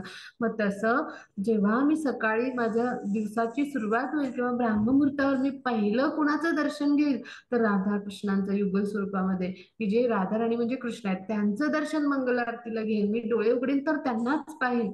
मी म्हणजे मी पहिला शब्द उच्चारण करेन, दिवसाची सुरुवात करेन तर हरिनामानेच सुरुवात करेन, मंगलारती मी गाईन, गुरुवंदना गाईन, त्यांच्या त्यांच्या त्यानंतर मी नरसिंह आरती गाऊन करेन, त्यांचे उत्तम भक्त जे आहेत तुळशी महाराणी, त्यांची स्तुती मी त्या आरतीतून गाईन. अशा पद्धतीने हरिनामा म्हणजे पहिला शब्द म्हणजे काय, तर कृष्ण स्तुती माझ्या मुखातून येईल. कृष्णां म्हणजे कृष्ण आहेत तर त्यापासून गुरूंना अभिन्न मानलंय, मग असे जे गुरु आहेत त्यांची वंदना मी गाईन, दिवसाची पहिली सुरुवात म्हणजे. त्यानंतर नरसिंह रूपात जेव्हा भगवान आले तेव्हा त्यांनी काय केलं, तर असे जे असुर आहेत हिरण्यकशिपू सारखे, तर त्यांचा त्यांनी म्हणजे काय केलं, तर त्यांचा त्यांनी वध केला. म्हणजे असे जे माझ्या हृदयातले जे असुर आहेत, म्हणजे षड दोषारूपी किंवा असे जे सगळे असुर आहेत, तर त्यांचा वध करण्यासाठी मी सगळ्यात काय करेन, पहिल्यांदा ही नरसिंह आरती की जी भगवंतांची स्तुती आहे, आर्ततेनं गायलेली स्तुती म्हणजे आरती, ती मी गाईन. त्यांचे जे सर्वश्रेष्ठ भक्त आहेत तुळशी महाराणी, त्यांची आरती मी गाईन, म्हणजे त्यांचं जे स्तवन आहे, त्यांची जी स्तुती आहे, त्यांची जी स्तुती मी केली, अशा सर्वश्रेष्ठ भक्त ज्या तुळशी महाराणी आहेत तर त्या काय करतात, कृष्णांपर्यंत आपली शिफारस करतात. कृष्ण कृपेस आपल्याला पात्र होण्यासाठी मी तुळशी महाराणींची भक्ती करेन, त्यांची स्तुती करेन, त्यांची आरती गाईन, त्यांची सेवा करेन. अशी आपल्याला तळमळ जेव्हा वाटेल तेव्हा काय होईल, आपल्यामध्ये आपलं जीवन जे आहे, आपल्यासारख्या बद्ध जीवाचं जीवन सार्थकी ठरेल. अन्यथा आपण पशुवतच आहोत. आहार, निद्रा, भय, मैथून ह्या गोष्टी पशु पण करतात, हो की नाही.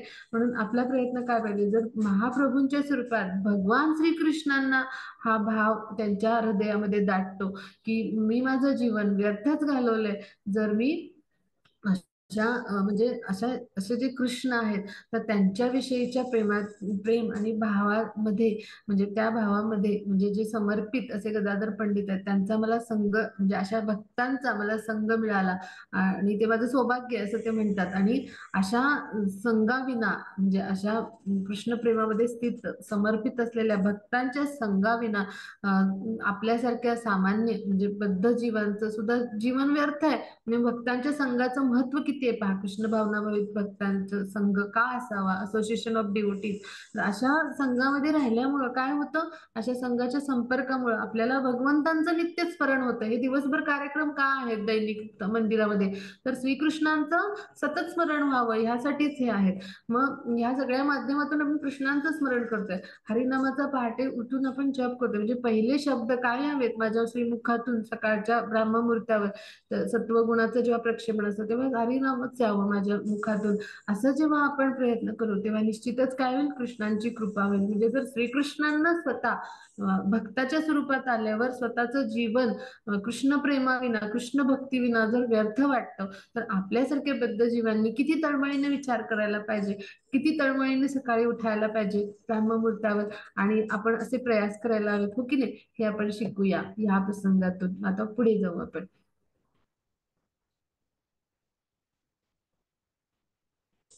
हा, मग आता एक दिवस काय झालं की आता हे जे गदाधर पंडित होते, तर ते आता जे होते ते आणि जे महाप्रभू आहेत, तर त्यांनी अशा वेगवेगळ्या लीला नवद्वीपमध्ये म्हणजे त्यांचं प्रकटीकरण त्यांच्या माध्यमातून व्हायला सुरुवात झालेली होते. मग आता राधाकृष्ण कसे व्रज भूमी जे आहे म्हणजे वृंदावनामध्ये अ, जसे यमुना तीरी खेळायचे, तर तसं गदाधर आणि गौरांग म्हणजे चैतन्य महाप्रभू, तर हे अ, तिथे गंगा आता नवद्वीप धाम जे आहे तर तिथे गंगा नदी आहे, तर गंगा किनारी ते खेळायचे. ते त्यांचे जे म्हणजे ज्या अद्भुत लीला आहेत तर त्यांचं स्मरण करायचं, म्हणजे स्मरणामध्ये ते काय करायचे, तर तिथे गंगा किनारी अशा पद्धतीनं ते जे गोप गोपी आहेत आणि ते गायी चरायला घेऊन जायचे आणि ते तिथे खेळायचे. तर ह्या लीलेच्या स्मरणार्थ ते काय करायचे, तर तिथे जायचे गंगा किनारी आणि तसे गोप गोपी म्हणून आपले जे सहकारी आहेत भक्तजन, तर त्यांच्यासोबत म्हणजे म्हणजे त्याच्यावर म्हणजे कशी त्यांनी ती लीला केली, कसे खेळायचे श्रीकृष्ण तिथे एक गोपालक बनून त्या सगळ्या गोपीजनांसोबत. तर ह्या सगळ्यावर ते काय करायचे, ह्या लीलेवर म्हणजे ह्या लीलेवर ते कीर्तन करायचे तिथं गंगा किनारी जाऊन. म्हणजे किती सुंदर पहा, म्हणजे त्या लीलेचं ते दोघं आस्वादन करायचे, कारण ते कोण आहेत, प्रत्यक्ष जे आहेत श्रीकृष्ण म्हणजे कोण आहेत, तर ते चैतन्य महाप्रभू आहेत आणि राधा राणी म्हणजे कोण आहेत, तर गदाधर पंडित आहेत. तर त्या लीलेचं आस्वादन करत म्हणजे त्याच्यावर ते कीर्तन करायचे पहा. अशा पद्धतीने त्यांनी वेगवेगळ्या लीला नवद्वीप ग्रामामध्ये करायला सुरुवात केली होती. मग आता एकदा काय झालं की महाप्रभू जे होते तर म्हणजे त्यांच्या म्हणजे नावाचा असा सगळीकडे प्रसार प्रसार इतका सगळीकडे झाला, म्हणजे इतके प्रसिद्ध ते म्हणजे बनले की पहा, म्हणजे सगळीकडे म्हणजे त्यांच्या या सगळ्या लीलामुळं आणि त्यांच्या या सगळ्या उपदेशामुळं थोड्याच दिवसात म्हणजे त्यांची प्रसिद्धी सगळीकडे म्हणजे पसरायला सुरुवात झाली. मग आता जे महाप्रभू आहेत, तर ते एकदा जंगलामध्ये बसले होते बरं का. आणि मग काय झालं की त्यांना तिथे आठवलं त्यांचे व्रज जे होते, म्हणजे व्रजभूमी म्हणजे वृंदावनची भोवती, म्हणजे वृंदावन जे आहे तर तिथे सगळी जी वनं आहेत त्याच्या भोवती, म्हणजे तर म्हणजे मथुरेच्या भोवती ही सगळी वनं आहेत आणि त्यापैकीच एक वृंदावन आहे. मग अशी 12 वनं आहेत, मग त्यातलं एक म्हणजे वृंदावन हे वन आहे. मग अशी जी वनं आहेत, तर त्या वनांची त्यांना त्या म्हणजे जेव्हा ते जंगलात गेले गंगा नदीच्या किनारी असलेल्या आणि तिथे एका दगडावर बसले होते त्या घनदाट जंगलामध्ये, तेव्हा त्यांना आठवण झाली या सगळ्या वनांची व्रजभूमीतल्या. आणि मग त्यांना त्या लीला आठवल्या सगळ्या, की त्या वेगवेगळ्या वनांमध्ये वेगवेगळ्या लीला घडल्यात. आता आपण भागवतम मध्ये किंवा कृष्णा पुस्तकामधून सुद्धा आपण म्हणजे त्याचं वाचन केलेलं आहे. मग त्यावेळेला जे मुकुंद दत्त आहे, तर त्यांनी काय केलं, तर त्यांनी म्हणजे त्यांनी पूर्व राग जो आहे तर तो गायला सुरुवात केली. म्हणजे सुरुवातीला जे गातात ना गाण्यासाठी, म्हणजे गाण्याचं किंवा एखाद्या कीर्तनाचा जो आरंभ असतो, तर पूर्व राग म्हणजे किंवा मुखडा आपण म्हणतो ना, तर तो थोडक्यात म्हणजे, तर तो गायला सुरुवात केली अत्यंत मधुर अशा आवाजात. मग गदाधर पंडितांनी काय केलं, तिथली काही फुलं गोळा करून आणली त्या जंगलातून आणि त्याचा एक हार बनवला बरं का. आणि मग तो प्रभूंच्या गळ्यात घातला. म्हणजे जसं राधा राणी त्यांच्यासाठी काय करायच्या, हार बनवून आणायच्या त्या सगळ्या फुलांचा. आणि त्यांच्या ज्या अष्टसखी आहेत त्या वेगवेगळ्या सेवा, म्हणजे फुलं गोळा करायची एक जण, म्हणजे अशा वेगवेगळ्या सेवा. एक जण वारा घालायची श्रीकृष्णांना, एक जण पंखा म्हणजे पंखा झुलवायचे, असं जे सेवा द्यायच्या वेगवेगळ्या अष्टसखींच्या या वेगवेगळ्या भूमिका आहेत राधा राणींना श्रीकृष्णांच्या सेवेमध्ये मदत करण्यासाठी. मग तसं म्हणजे म्हणजे ही जी लीला आहे तर ती आठवली त्यांना. आणि मग त्यांनी काय केलं, एका दोऱ्यामध्ये म्हणजे तो गुंफला त्या फुलांना आणि अत्यंत सुंदर असा हार बनवला, त्याची माला बनवली आणि चैतन्य महाप्रभूंच्या गळ्यात पंडित गदाधर आहेत त्यांनी घातली. की जसं राधा राणी काय करायच्या, श्रीकृष्णांचा गळा असा सुशोभित करायच्या सुंदर सुंदर म्हणजे वनातल्या फुलांच्या मालांनी, म्हणजे अशा वनमालांनी. आणि मग गदाधर जे आहेत तर ते त्याच पद्धतीने म्हणजे जसे श्रीकृष्ण आहेत ना, तर अशा पद्धतीने त्यांनी काय केलं, त्यांना म्हणजे त्यांना तसे कपडे घालायला त्यांनी सुरुवात केली. म्हणजे श्रीकृष्ण जसे आहेत पिवळं पितांबर धारण केलेले आणि मयूरपंख डोक्यावर असलेले, असं गदाधर पंडितांनी त्यांना त्याचे कपडे म्हणजे घालायला सुरुवात केली. अगदी त्याच पद्धतीने जसं ते म्हणजे त्या पूर्व लीलामध्ये म्हणजे पूर्व अवतारातल्या त्या लीलांमध्ये जेव्हा ते द्वापार युगामध्ये राधाराणीच्या स्वरूपात होत्या, तर त्यावेळेला आणि ते कृष्ण होते, तर त्या लीलामध्ये ते कसं त्यांचं सगळं आभूषणांनी म्हणजे त्यांना सुशोभित करायचे, तर अशा पद्धतीने त्यांनी त्यांचा शृंगार करायला सुरुवात केली. मग त्यावेळेला काय झालं, अत्यंत छान छान त्यांनी म्हणजे असे गीत गायला सुमधुर म्हणजे सुरुवात केली. आणि त्याच वेळेला गदाधर पंडित जे आहेत, तर त्यांनी असं उत्तम म्हणजे आकर्षक पद्धतीनं नृत्य करायला सुरुवात केली. कारण त्या कोण आहेत? राधा राणी आहेत. पहा किती सुंदर लीला आहे. म्हणजे मुकुंद भट्ट ते गातातच आहेत, मुकुंद दत्त. त्याचबरोबर जे भावामध्ये म्हणजे जे आहेत राधा राणींच्या, पण ते स्वयं कृष्ण आहेत तिथं त्या पाषाणावर बसलेले, आणि ते समोर आहेत. त्यांच्या गळ्यामध्ये असा सुंदर फुलांचा हार घालून पंडित गदाधरांनी त्यांना कृष्ण भावामध्ये सजवलंय. खूप सुंदर ते कृष्ण आहेत आणि आपण ते राधा राणीच्या भावामध्ये आहेत, आणि त्यांच्या समोर त्यांनी खूप सुंदर असं आकर्षक हालचाली करून नृत्य करायला सुरुवात केली. त्या राधा राणी आहेत, स्वयं राधा आहेत. मग त्यावेळेला जे जे गौर सुंदर आहेत म्हणजे जे श्रीकृष्ण आहेत, तर त्यांनी गदाधर जे आहेत, तर त्यांना आपल्या शेजारी बसवलं. म्हणजे जसं श्रीकृष्ण आहेत त्यांच्या शेजारी राधा राणी असतात पहा चित्रामध्ये बसलेल्या किंवा उभ्या असलेल्या त्यांच्या शेजारी, तर अशा पद्धतीनं त्यांनी आपल्या शेजारी बसवलं. मग एका वृक्षाखाली गौरांगा एका वृक्षाखाली पाषाणाखाली बसलेले होते आणि त्यांच्या शेजारी राधा राणी होत्या. मग त्यावेळेला अद्वैत आचार्य यांनी काय केलं, तर त्यांना म्हणजे आरती करायला सुरुवात केली पहा. म्हणजे जे अद्वैत आचार्य म्हणजे कोण आहे? विष्णू तत्व पण आहे आणि सदाशिव भावामध्ये सदाशिव तत्वामध्ये आहे. तर अशा तत्वामध्ये कोण आहे? तर अद्वैत आचार्य जे आहेत प्रामुख्याने. मग असे असे जे आहेत म्हणजे, तर त्या अद्वैत आचार्याने त्यांची आरती गायला सुरुवात केली. मग नित्यानंद प्रभू जे आहेत, तर ते त्यांच्या उजव्या बाजूला बसले बरं का. आणि श्रीवास पंडित आहेत, तर त्यांनी काय केलं, ह्या प्रत्येकांना सुंदर फुलांच्या माळांनी म्हणजे ते माळा किंवा हार घालून म्हणजे त्यांच्या गळ्यात घातले आणि खूप सुंदर पद्धतीनं म्हणजे त्यांना सजवलं.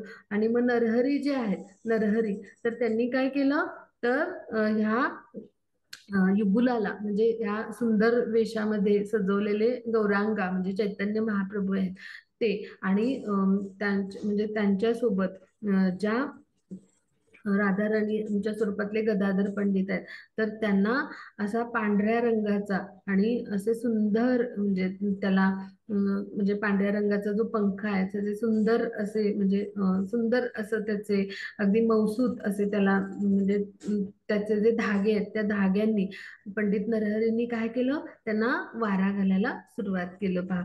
मग आता जे शुक्लांबर होते, जे ब्रह्मचारी होते, तर त्यांनी काय केलं, चंदन आणलं. आणि या चंदनाने त्यांनी काय केलं, तर त्यांच्या सर्वांगाला म्हणजे चंदन उटी असं लावायला सुरुवात केली या तिघांना. मग मुरारी गुप्ता जे होते, हा, तर त्यांनी काय केलं, तर प्रेमध्वनी गायले. म्हणजे मुरारी गुप्ता जे आहेत ते पण लीलामध्ये सहभागी आहेत. तर मुरारी गुप्ता म्हणजे कोण आहेत, तर पूर्व अवतारातले अर्जुनाचं म्हणजे अर्जुनाचं तत्व आहे त्यांच्यामध्ये, म्हणजे अर्जुन स्वरूप आहे. म्हणजे तर त्यांनी प्रेमध्वनी गायला सुरुवात केली. माधवा वासुदेवा पुरुषोत्तमा विजया मुकुंद, अशा पद्धतीने त्यांनी म्हणजे प्रेमध्वनी जे आहे ते तर ते गायला सुरुवात केली. मग आता मुकुंद जे आहेत, तर त्यांनी काय केलं, तर वेगवेगळ्या रागामध्ये म्हणजे आरती गायला स्तुती गायला सुरुवात केली माधवाची. मग अशा पद्धतीने ज्या वेळेला ही लीला घडत होती, तर त्यावेळेला काय केलं, की हे सगळं जे होतं, तर हे हे सगळं जरी लीला असल्या तरी आणि त्याचं आस्वादन हे पार्षद अशा पद्धतीनं करत असले, तरी मग चैतन्य महाप्रभूंनी काय केलं, अशा वेगवेगळ्या लीला ज्या घडायच्या नदिया गावामध्ये जे जे आहे, तर ते तर त्या ठिकाणी त्यांची जी आई आहे सच्ची माता, तर तिच्या म्हणजे तिच्या म्हणजे विनंतीनुसार तर त्यांनी हा लिहिला, म्हणजे ते भावविभोर होऊन जायचे ना सगळे. आणि मग त्यामुळं त्यांनी काय केलं, तर तिच्या विनंतीनुसार किंवा प्रार्थनेनुसार त्यांनी काय केलं, नंतर ह्या लीला ज्या आहेत त्या थांबवल्या, अशा ज्या घडायच्या भावविभोर होऊन. आणि मग त्यांनी काय केलं, आपला जो मुक्काम होता तो नीलाचलला हलवला. म्हणजे अशा जेव्हा त्यांना लीला करायच्या असत किंवा ते भावविभोर असत, तेव्हा ते त्या जंगलात न जाता, कारण आजूबाजूचे लोक गोंधळून जात की जे सामान्य आहेत, आपल्यासारखे सामान्य जन आहेत. आणि ते म्हणजे म्हणजे त्यामुळे त्या ह्याची माता चिंतित व्हायच्या. अशा काहीतरी त्यांच्या कानावरती वार्ता यायच्या. आणि मग हा जेव्हा भाग त्यांनी सांगितला चैतन्य महाप्रभूंना, तर त्यावेळेला चैतन्य महाप्रभूंनी काय केलं, तर त्यांनी आपला मुक्काम आहे तर तो नीलाचलला हलवला. पहा आता हे सगळं जे आहे, तर हे आपण लक्षात घेऊया. हे जे वर्णन आहे तर हे कशाचं आहे, तर ज्या वेळेला व्रजभूमीमध्ये ह्या सगळ्या लीला घडायच्या, तर त्यावेळेला ज्या गोपी आहेत, तर गोपीजन मधल्या अष्टसखी आहेत, तर त्या काय करायच्या, अशा पद्धतीनं भगवंतांना सुशोभित करायच्या. मग राधा राणी आणि भगवान जे आहेत, तर म्हणजे त्यांची त्या म्हणजे सेवा करायच्या, म्हणजे भक्तिमय प्रेममय सेवा. तर असाच एक प्रसंग आहे की जेव्हा जे श्रीकृष्ण आहे तर ते जे आहेत, तर ते द्वारकेमध्ये, म्हणजे ही लीला आहे द्वापार युगातली, ज्या वेळेला श्रीकृष्ण म्हणजे गोकुळामध्ये अवतरले, त्यानंतर द्वारका नगरी त्यांनी वसवली आणि द्वारकेमध्ये ते म्हणजे राहायला गेले. म्हणजे मथुरेमध्ये कंसाचा म्हणजे जेव्हा मृत्यू झाला, वध झाला त्यांच्या हातून, आणि मग मथुरा नगरीचं राज्य आहे ते तिथल्या म्हणजे तिथं ते जे आहे तर ते बलरामजींच्याकडे सोपवल्यानंतर, म्हणजे ते पुढे म्हणजे जे आहेत उद्धव, म्हणजे बलरामजींच्या मार्गदर्शनाखाली उद्धवाच्या म्हणजे हाती सोपवल्यानंतर मग ते पुढे कुठे गेले, तर ते द्वारका नगरी त्यांनी वसवली नवीन. आपल्या 16,108 राण्यांसाठी त्यांनी तिथे महाल उभारले. मग तेव्हा ते जेव्हा तिथे राहायला गेले द्वारका नगरीमध्ये, तर त्यावेळेला काय घडलं, तर अत्यंत म्हणजे म्हणजे प्रेमामध्ये, म्हणजे व्रजवासियांच्या किंवा गोकुळातल्या जे सगळे म्हणजे आहेत गोपीजन, त्यांच्या म्हणजे प्रेमाच्या विरहामध्ये आपले भगवान जे श्रीकृष्ण आहेत, तर ते अत्यंत विरह, म्हणजे विरह त्यांचा अनुभवत होते. मग ते झोपले होते आपल्या म्हणजे राजमहालातल्या आपल्या म्हणजे ज्या महालातल्या जे त्यांचा म्हणजे जो म्हणजे जो त्यांचं झोपण्याचं ठिकाण होतं, म्हणजे तिथे ते झोपलेले जेव्हा होते, तर त्या मंचकावर एका कुशीवरून दुसऱ्या कुशीवर ते वळत होते. आणि त्या प्रेमाग्नीमध्ये, त्या प्रेमविरहामध्ये ते काय म्हणत होते, तर ते नाव काय घेत होते त्यांच्या श्रीमुखातून, की कुठं आहे माझी यशोदा मैया, कुठे आहेत माझे नंद बाबा, असं ते म्हणत होते. कुठं आहे माझा सुबाहू, असं ते म्हणत होते.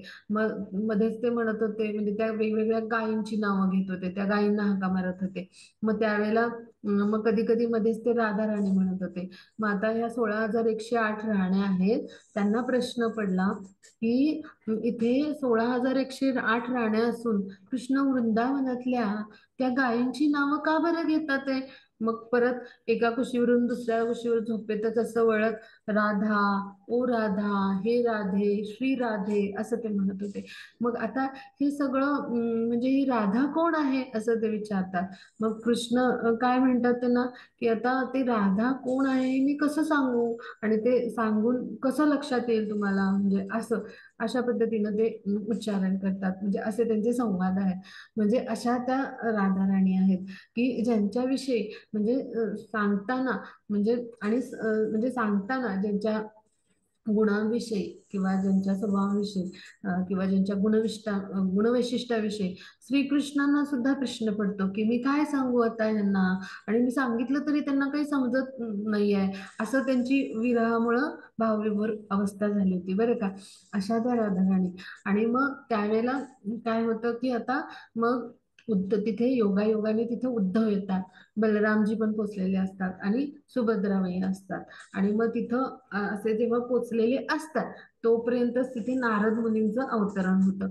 मग नारद मुनी म्हणत असतात म्हणजे काय की नारद मुनी नेहमी श्रीकृष्णांचं गुणगान करत असतात. नारद मुनी बजाय विना असं त्यांचं ते भजन आहे पहा. म्हणजे सतत इथे म्हणजे ते माधवाच्या सतत गुणलीलामध्ये रममाण असतात, त्यांचंच भजन कीर्तन करत असतात.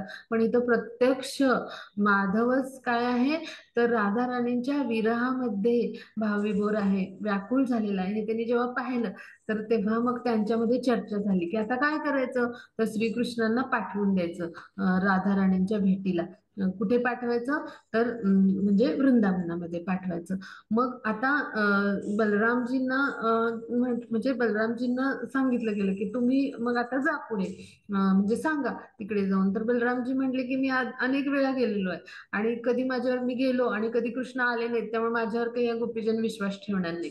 मग उद्धवांना सांगण्यात आलं बरं का. उद्धवांना नारद मुनी म्हणाले मग तुम्ही जा पुढे आणि सांगा. मग तोपर्यंत आपण कृष्ण जागे झाले झोपेतून, मी त्यांच्या कानामध्ये राधा राणींच्या नामाचा जप करतो. आणि मी तसा जप केला, त्यांना राधा राणींच्या म्हणजे त्यांच्या सगळ्या लीला आणि त्यांचं सगळं स्मरण करून दिलं की ते जागे होतील आणि तेव्हा आपण त्यांना पाठवायचं, तोपर्यंत तुम्ही जा असं सांगितलं. मग जे उद्धव म्हणाले की मी जाऊन आलो आहे गोपीजनांना आणि त्यांना बिलकुल विश्वास होणार नाही, पटणारच नाही की कृष्ण येणार आहेत, त्यामुळे मी तर काही नाही जाणार बाबा असं म्हणाले. मग आता राहिल्या सुभद्रा मैयाच. मग सुभद्रा मैया म्हणाल्या ठीक आहे, एक लाभ होईल की मी स्त्री आहे म्हणून मी जाईन आधी आणि मी काही त्यांची भेट घेतलेली नाही, म्हणून मी त्यांना सांगेन की आता कृष्ण येत आहेत तुमच्या भेटीसाठी. मग त्या थोडासा म्हणजे विश्वास माझ्यावर ठेवतील असं आपण करूया. मग असं ठरलं बरं का त्यांचं. आणि मग त्यांनी काय ठरवलं की त्या जे नारद मुनी आहेत तर त्यांनी त्यांना कृष्णांना जाग करायचं, सगळ्या लीलांचं स्मरण करून देऊन राधाराणींच्या नामाचं महिमा गाऊन जप करून कानात. ते जागे झाले की काय करायचं, तोपर्यंत बलरामजीने उद्धवांनी रथ तयार ठेवला. उद्धवांनी त्यांचा दारुका नावाचा जो सारथी होता त्याच्यासह रथ तयार ठेवला आणि श्रीकृष्णांना सांगायचं की तू आता मथुरेला जा म्हणून. हा माताजी, तुम्ही लिव करू शकता. मग अशा पद्धतीने जेव्हा ठरलं मग तेव्हा नारद मुनींनी काय केलं, त्यांच्या कानामध्ये असा महिमा सगळा व्रजाचा त्या लीलांचा गायला. त्याबरोबर कृष्ण जागे झाले आणि मग ते म्हणू लागले की मला वृंदावनला जायचंय, मला नंदबाबांना भेटायचंय, मला यशोदामाई भेटायचंय, मला गोपीजनांना भेटायचंय, मला राधा राणींकडे जायचंय.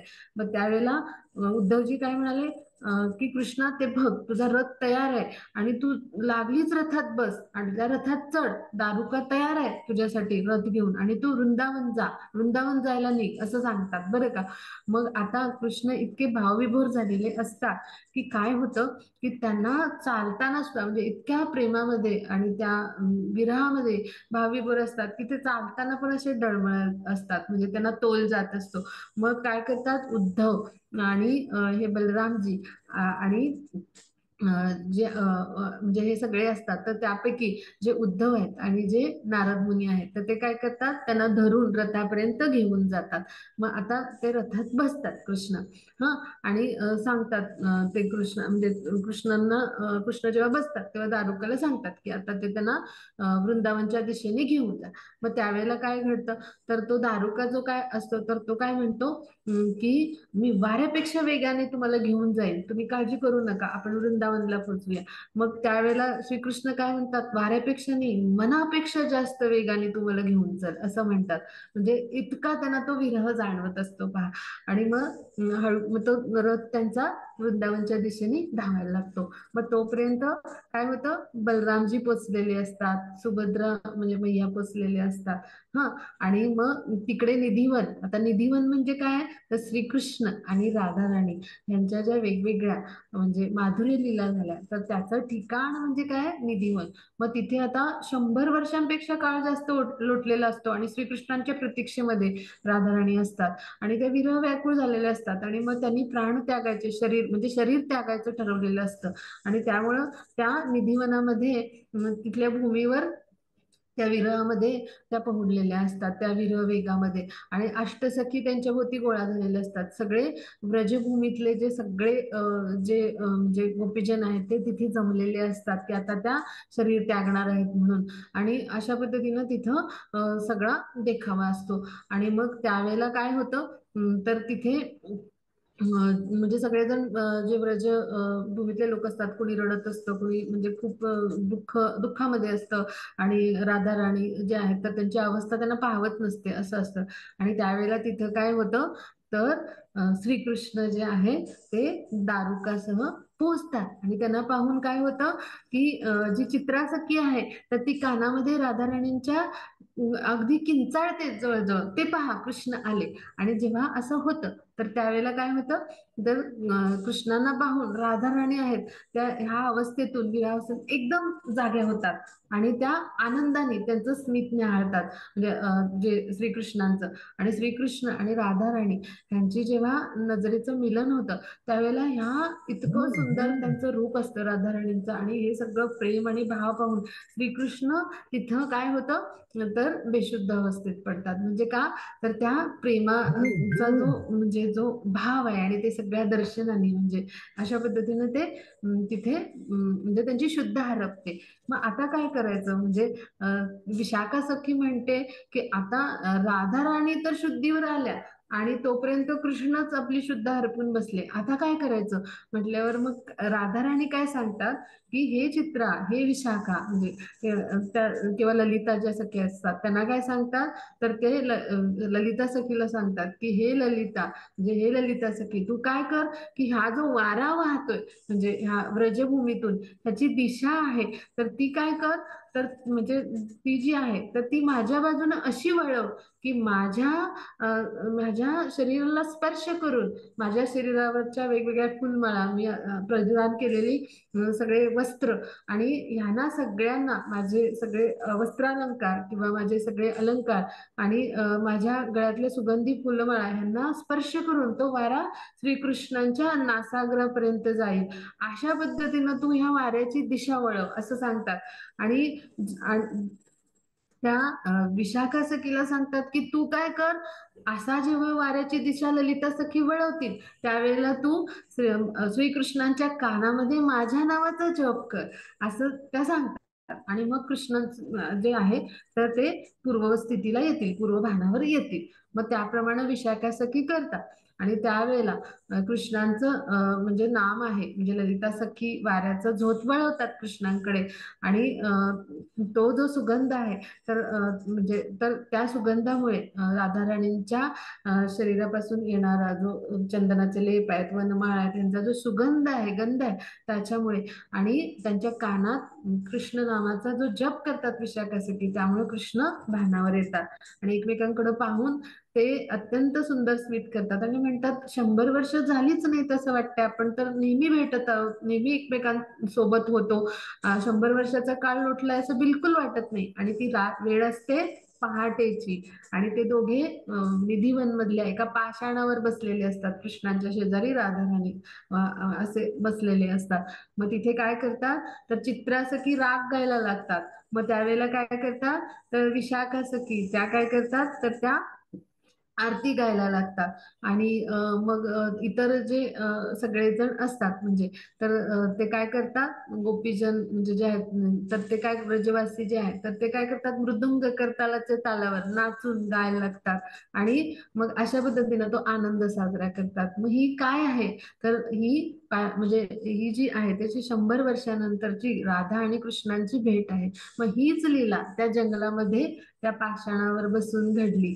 आणि मग ही जी भेट आहे त्यांची 100 वर्षानंतरची, तर ही भेट म्हणजेच काय आहे, तर पहाटेला आपण जी गातो ती मंगल आरती आहे. आपण जे गौड म्हणजे ब्रह्म गौड वैष्णव परंपरेमध्ये आपल्याला गुरूंनी जी दिली, तर ती ही काय आहे, मंगल आरती आहे. आणि म्हणून आपण ही मंगल आरती अशा पहाटेच्या वेळेला गातो, म्हणजे काय करतो, तर अशा 100 वर्षांनी जी भगवान श्रीकृष्ण आहेत आणि राधा राणी आहेत यांची ती भेट आहे, त्याचा आनंद साजरा करतो. म्हणून आपण नाचतो, गातो, संकीर्तन करतो. हे सगळं कशासाठी करतो, म्हणजे भाव विभोरून सगळे पहाटे सगळे भक्त गात असतात. पहा, आपण ऑनलाईन जर जोडत असू बेंगलोरच्या आपल्या आरतीला, तर पहा, अगदी आवर्जून पहा सगळ्यांनी. तर हा आनंद साजरा हे कुणी सांगितलं आपल्याला, गुरूंनी सांगितलं. म्हणून त्या गुरुंपती आधी वंदना, म्हणून गुरुवंदना आधी गायली जाते. आणि अशा ब्रह्मवैष्णव गौडीय परंपरा जी आहे तर त्याप्रती आदर आणि त्या आचार्यांपैकी त्या महान आचार्यांप्रती आदर सन्मान की जे गुरुंपासून अभिन्न आहेत. गुरु म्हणजेच साक्षात भगवान आहेत, त्यांचे प्रामाणिक प्रतिनिधी आहेत. आणि म्हणून आपण गुरुवंदना आधी गातो. आपल्याला गुरु श्रीकृष्णांपर्यंत पोहोचवतात गुरुवंदना. आणि गुरु म्हणजे आद्य गुरु, जगद्गुरु म्हणजे कोण आहेत? श्रीकृष्ण आहेत. म्हणून ती गुरुवंदना आधी गातो आपण आणि मग आरती गातो. आणि आरती म्हणजे काय? मंगल आहे, मंगल आरती म्हणून म्हटलं जातं. आरतीमध्ये काय आहे? मंगल म्हणजेच काय त्या आरतीमध्ये? तर कृष्णांशी राधा राणींशी झालेली ही 100 वर्षानंतरची भेट. आणि म्हणून आपण पहाटे उठून ब्राह्ममुहूर्तावर ही आरती आपण गायली पाहिजे, नाचलं पाहिजे, संकीर्तन केलं पाहिजे, आनंद केला पाहिजे, टाळ्या पिटल्या पाहिजे. असं जेव्हा करू तेव्हा आपण कृष्ण प्रेम प्राप्त करू. पहा, कृष्णांची कृपा संपादन करू. आणि म्हणून आपल्या इस्कॉनच्या सगळ्या मंदिरामध्ये ही आरती गायली जाते पहाटे ब्रह्ममुहूर्तावर. आणि असंच पद्धतीने ही लीला आहे.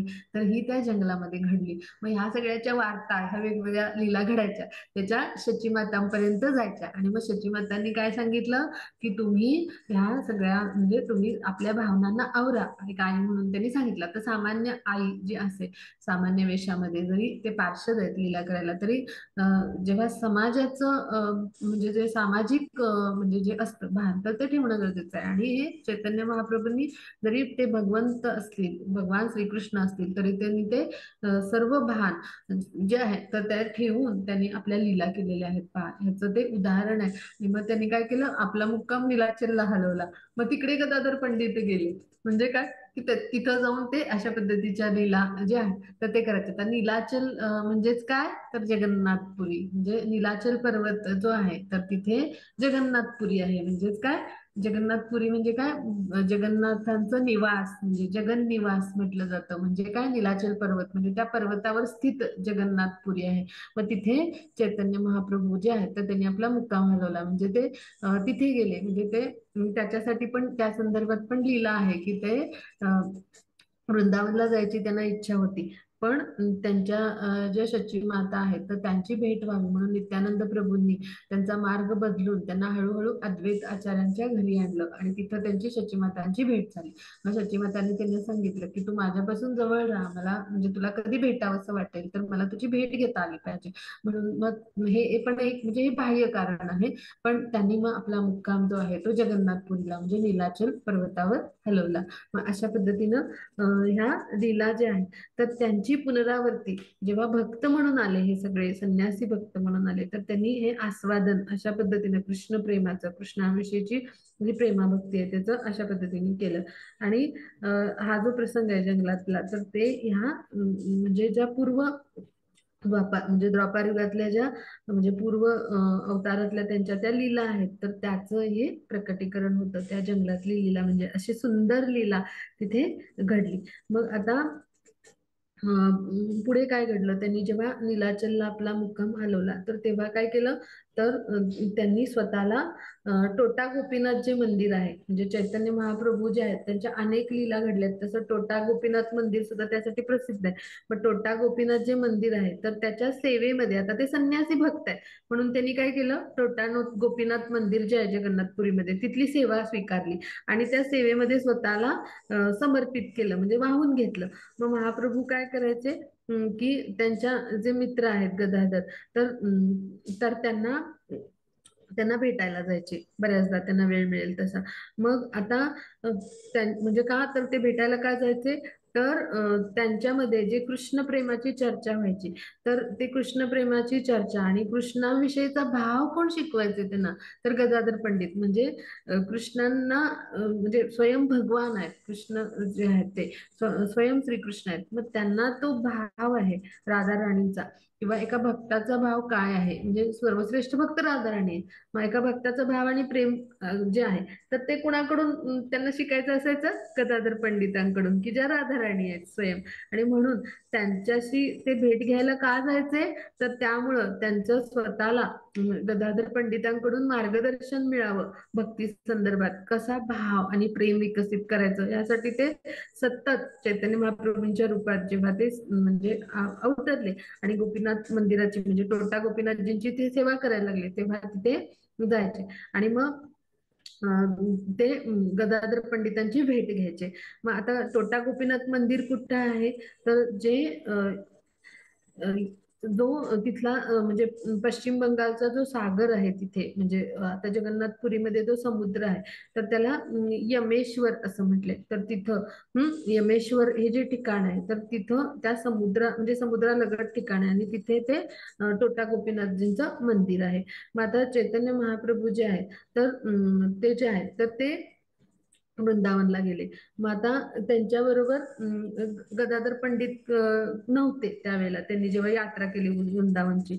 तर तर त्यावेळेला मग त्यांना तो खूप विरह जाणवला, म्हणजे गदाधर पंडितांविना म्हणजे त्यांना जायचंच नव्हतं, पण ते गेले. आणि मग गदाधर पंडित होते, तर त्यांना पण जायचं होतं त्यांच्या बरोबर, पण ते जाऊ शकले नाहीत.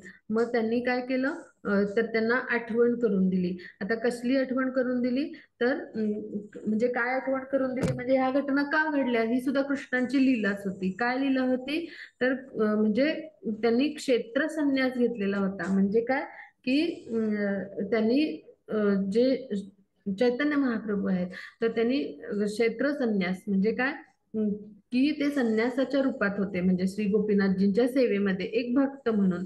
आणि मग असा जो संन्यासी आहे, तर त्यांनी संन्यासी स्वरूपात वृंदावनामध्ये, म्हणजे वृंदावनामध्ये जेव्हा व्रजनाथाचं दर्शन करायला जातो आपण, श्रीकृष्णाचं, तेव्हा आपण कसं पाहिजे, आपल्यामध्ये भक्ती आणि वैराग्य पाहिजे, त्या भावामध्ये आपण गेलं पाहिजे. कुणीही तिथे आपण तिथं आपण काय, म्हणजे की आपण जसं पिकनिक स्पॉटला जातो किंवा आपण एखाद्या पर्यटन स्थळी जातो, असं नाही जायचं. म्हणजे भक्त म्हणून आपण गेलं पाहिजे. आणि ते जे वैराग्य आहे ते आपल्यामध्ये, किंवा ती भक्ती आपल्यामध्ये म्हणजे असली पाहिजे. आणि त्या स्वरूपात आपण सामान्यांनी सुद्धा जायचा प्रयत्न केला पाहिजे. अन्यथा अशा पवित्र धामामध्ये अपराध घडतो, कारण तिथे वृंदावननाथ स्वतः अस्तित्व म्हणजे त्यांचं आहे, तिथे ते वास करत असतात. मग हे स्वतः जेव्हा चैतन्य महाप्रभू स्वयं भगवान आहेत, पण ते जेव्हा संन्यासाच्या वेशात, म्हणजे गोपीनाथजींच्या सेवेमध्ये आहेत ते, आणि अशा संन्यासी म्हणून आहेत, म्हणजे क्षेत्र संन्यासी म्हणून ते आहेत तिथले. तर आणि तिथलं गोपीनाथजींची सेवा करतात. मग ते वृंदावनला जेव्हा संन्यास भक्त म्हणजे संन्यासी भक्त म्हणून जातात, तर तेव्हा ते एकटे गेले. सर्वत्र राधाराणींना ते घेऊन नाही गेले, म्हणजेच गदाधरांना. आणि गदाधरांना पण यायचं होतं, पण त्यांनी काय सांगितलं, की म्हणजे आपल्याला असे जाता येणार नाही. त्यांनी त्यांना स्मरण करून दिलं. म्हणजे काय, की त्यांनी त्यांना चैतन्य महाप्रभू जे आहे, तर त्यांनी क्षेत्र संन्यासाचं श्री क्षेत्र जे आहे, तर त्या म्हणजे त्यांचा जो क्षेत्र संन्यास आहे त्याचं स्मरण करून दिलं. आणि त्यामुळे त्यांनी काय सांगितलं, की संन्यासी म्हणून तुला इथे गोपीनाथजींची सेवा करायला राहावं लागेल. म्हणजे क्षेत्र संन्यासी जो असतो त्यांनी अखंड सेवा म्हणजे कृष्णांची करायला पाहिजे, कृष्ण सेवेमध्ये कधी खंड नाही पडला पाहिजे. आणि म्हणून त्यांनी काय केलं, त्यांना परत पाठवलं वृंदावनला. ते म्हणजे येऊ लागले होते, म्हणजे येऊ घातले होते, तर त्यांना त्यांनी परत पाठवून दिलं. आणि गदाधरांना काय सांगितलं, की तू क्षेत्र संन्यासी म्हणून मी येईपर्यंत तिथे गोपीनाथजींची सेवा कर. अशा पद्धतीनं त्यांनी त्यांना मार्गदर्शन केलं. मग आता गदाधर पंडित जे आहेत, तर ते परतले आणि त्यांनी काय केलं, श्री गोपीनाथजींची सेवा करायला सुरुवात केली. मग आता गदाधर पंडित काय करायचे, रोज श्रीमद भागवतम, त्यानंतर गौर म्हणजे श्री गौर सुंदर म्हणून म्हणजे आख्यायिका ज्या होत्या, तर ते म्हणजे त्या म्हणजे ज्या होत्या, तर त्या सगळ्या म्हणजे एकत्र, म्हणजे गौरसुंदर जे आहेत, तर त्यांच्या वेगवेगळ्या ज्या लीला आहेत, म्हणजेच काय, गौरसुंदरांच्या आख्यायिका म्हणजेच काय, श्रीमद भागवतम मधल्या वेगवेगळ्या लीला त्यांच्या श्रीकृष्णांच्या. आणि त्यांचे सगळे जे सहकारी आहेत, म्हणजे हे सगळे जे मुकुंद, नंतर वासुघोष, म्हणजे असे सगळे नित्य पार्षद आहेत, त्यांना घेऊन रोज काय करायचे, पठण करायचे न चुकता. आणि हे सगळेजण ऐकायला तिथं असायचे.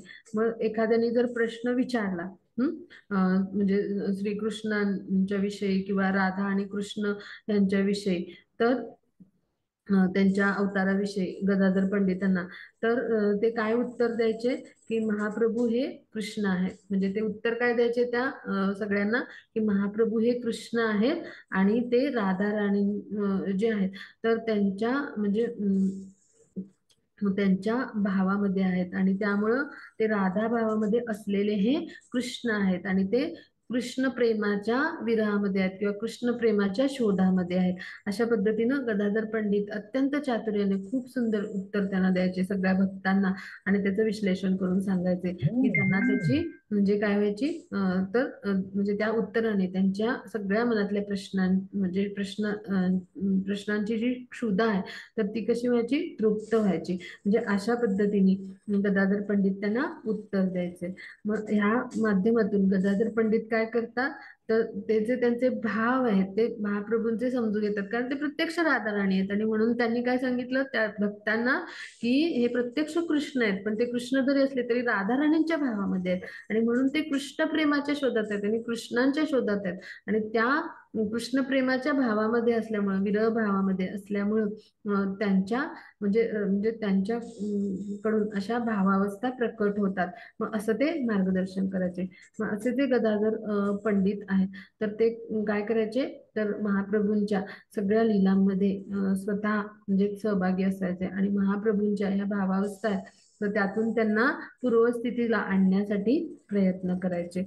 म्हणजे काय, की राधा आणि कृष्ण हे जे एकत्र आहेत तर हे कोण आहेत, तर हे म्हणजे महाप्रभू आहेत. आणि कृष्णांनी काय केलंय, राधा राणीचा हा भाव आहे तर तो अशा पद्धतीनं चोरून घेतलाय असं ते म्हणजे सांगायचे त्यांना. म्हणजे एक मिश्किलपणे सांगायचे अशा म्हणजे सगळ्या भाविकांना तिथल्या. म्हणजेच त्यांना त्यातून काय व्यक्त करायचं असायचं, तर राधा राणींनी श्रीकृष्णांनी राधा राणींचा असा भाव घेतलाय आणि त्या राधा भावामध्ये असल्यामुळे ते कृष्णांच्या प्रेमामध्ये, प्रेमभक्तीमध्ये किंवा विरह भक्तीमध्ये, कृष्ण प्रेमाच्या विरहामध्ये त्या म्हणजे महाप्रभू हे डुंबून गेलेले असतात. अशा पद्धतीनं ते हा महाप्रभू म्हणजे राधा आणि कृष्ण यांचा एकत्रित अवतार आहे, की ज्यामध्ये कृष्ण जे आहेत ते स्वयं कृष्ण म्हणजे चैतन्य महाप्रभू आहेत आणि राधा भाव हा त्यांच्यामध्ये आहे.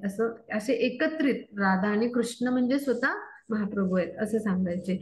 आणि मग अशा पद्धतीने त्यांचा जो भावावस्था आहे तर ती सगळ्यांना म्हणजे समजत असे. आणि म्हणजे अशा पद्धतीने ते वर्णन करत असत. मग त्यामुळे ते काय म्हणायचे, की त्यांचा ना पूर्णपणे राधेचा भाव आहे ना पूर्णपणे कृष्णांचा भाव आहे. पण ते पौर्णिमा तिथीला म्हणजे फाल्गुन पौर्णिमेला जे अवतरलेले आहेत गौरांगा किंवा गौरहरी स्वरूपातले जे आहेत, तर हे जे पवित्र युगुल आहे तर ह्यांच्या एकत्रित संमिश्र भावामध्ये आहेत. असे ते कोण आहेत, चैतन्य महाप्रभू आहेत, की ते म्हणजे फाल्गुन पौर्णिमेला नवद्वीपामध्ये अवतरलेले आहेत. अशा पद्धतीनं खूप सुंदर वर्णन करून गदाधर पंडित आहे हे सर्वांना चैतन्य महाप्रभूंविषयी सांगायचे. आता इथे आपला आजचा जो भाग आहे तो तो संपला. मग त्याची रेकॉर्डिंग स्टॉप केलं तरी चालेल. अजून बराच आहे गदाधर पंडितांच्या आणि चैतन्य महाप्रभूंच्या लीला ज्या आहेत, मग त्याची रेकॉर्डिंग स्टॉप केलं तरी चालेल. हरे कृष्ण. हरे कृष्ण. कुमुदमाताची रेकॉर्डिंग स्टॉप केलं तरी चालेल. कोणाला काही शंका असतील तर विचारूया. अजून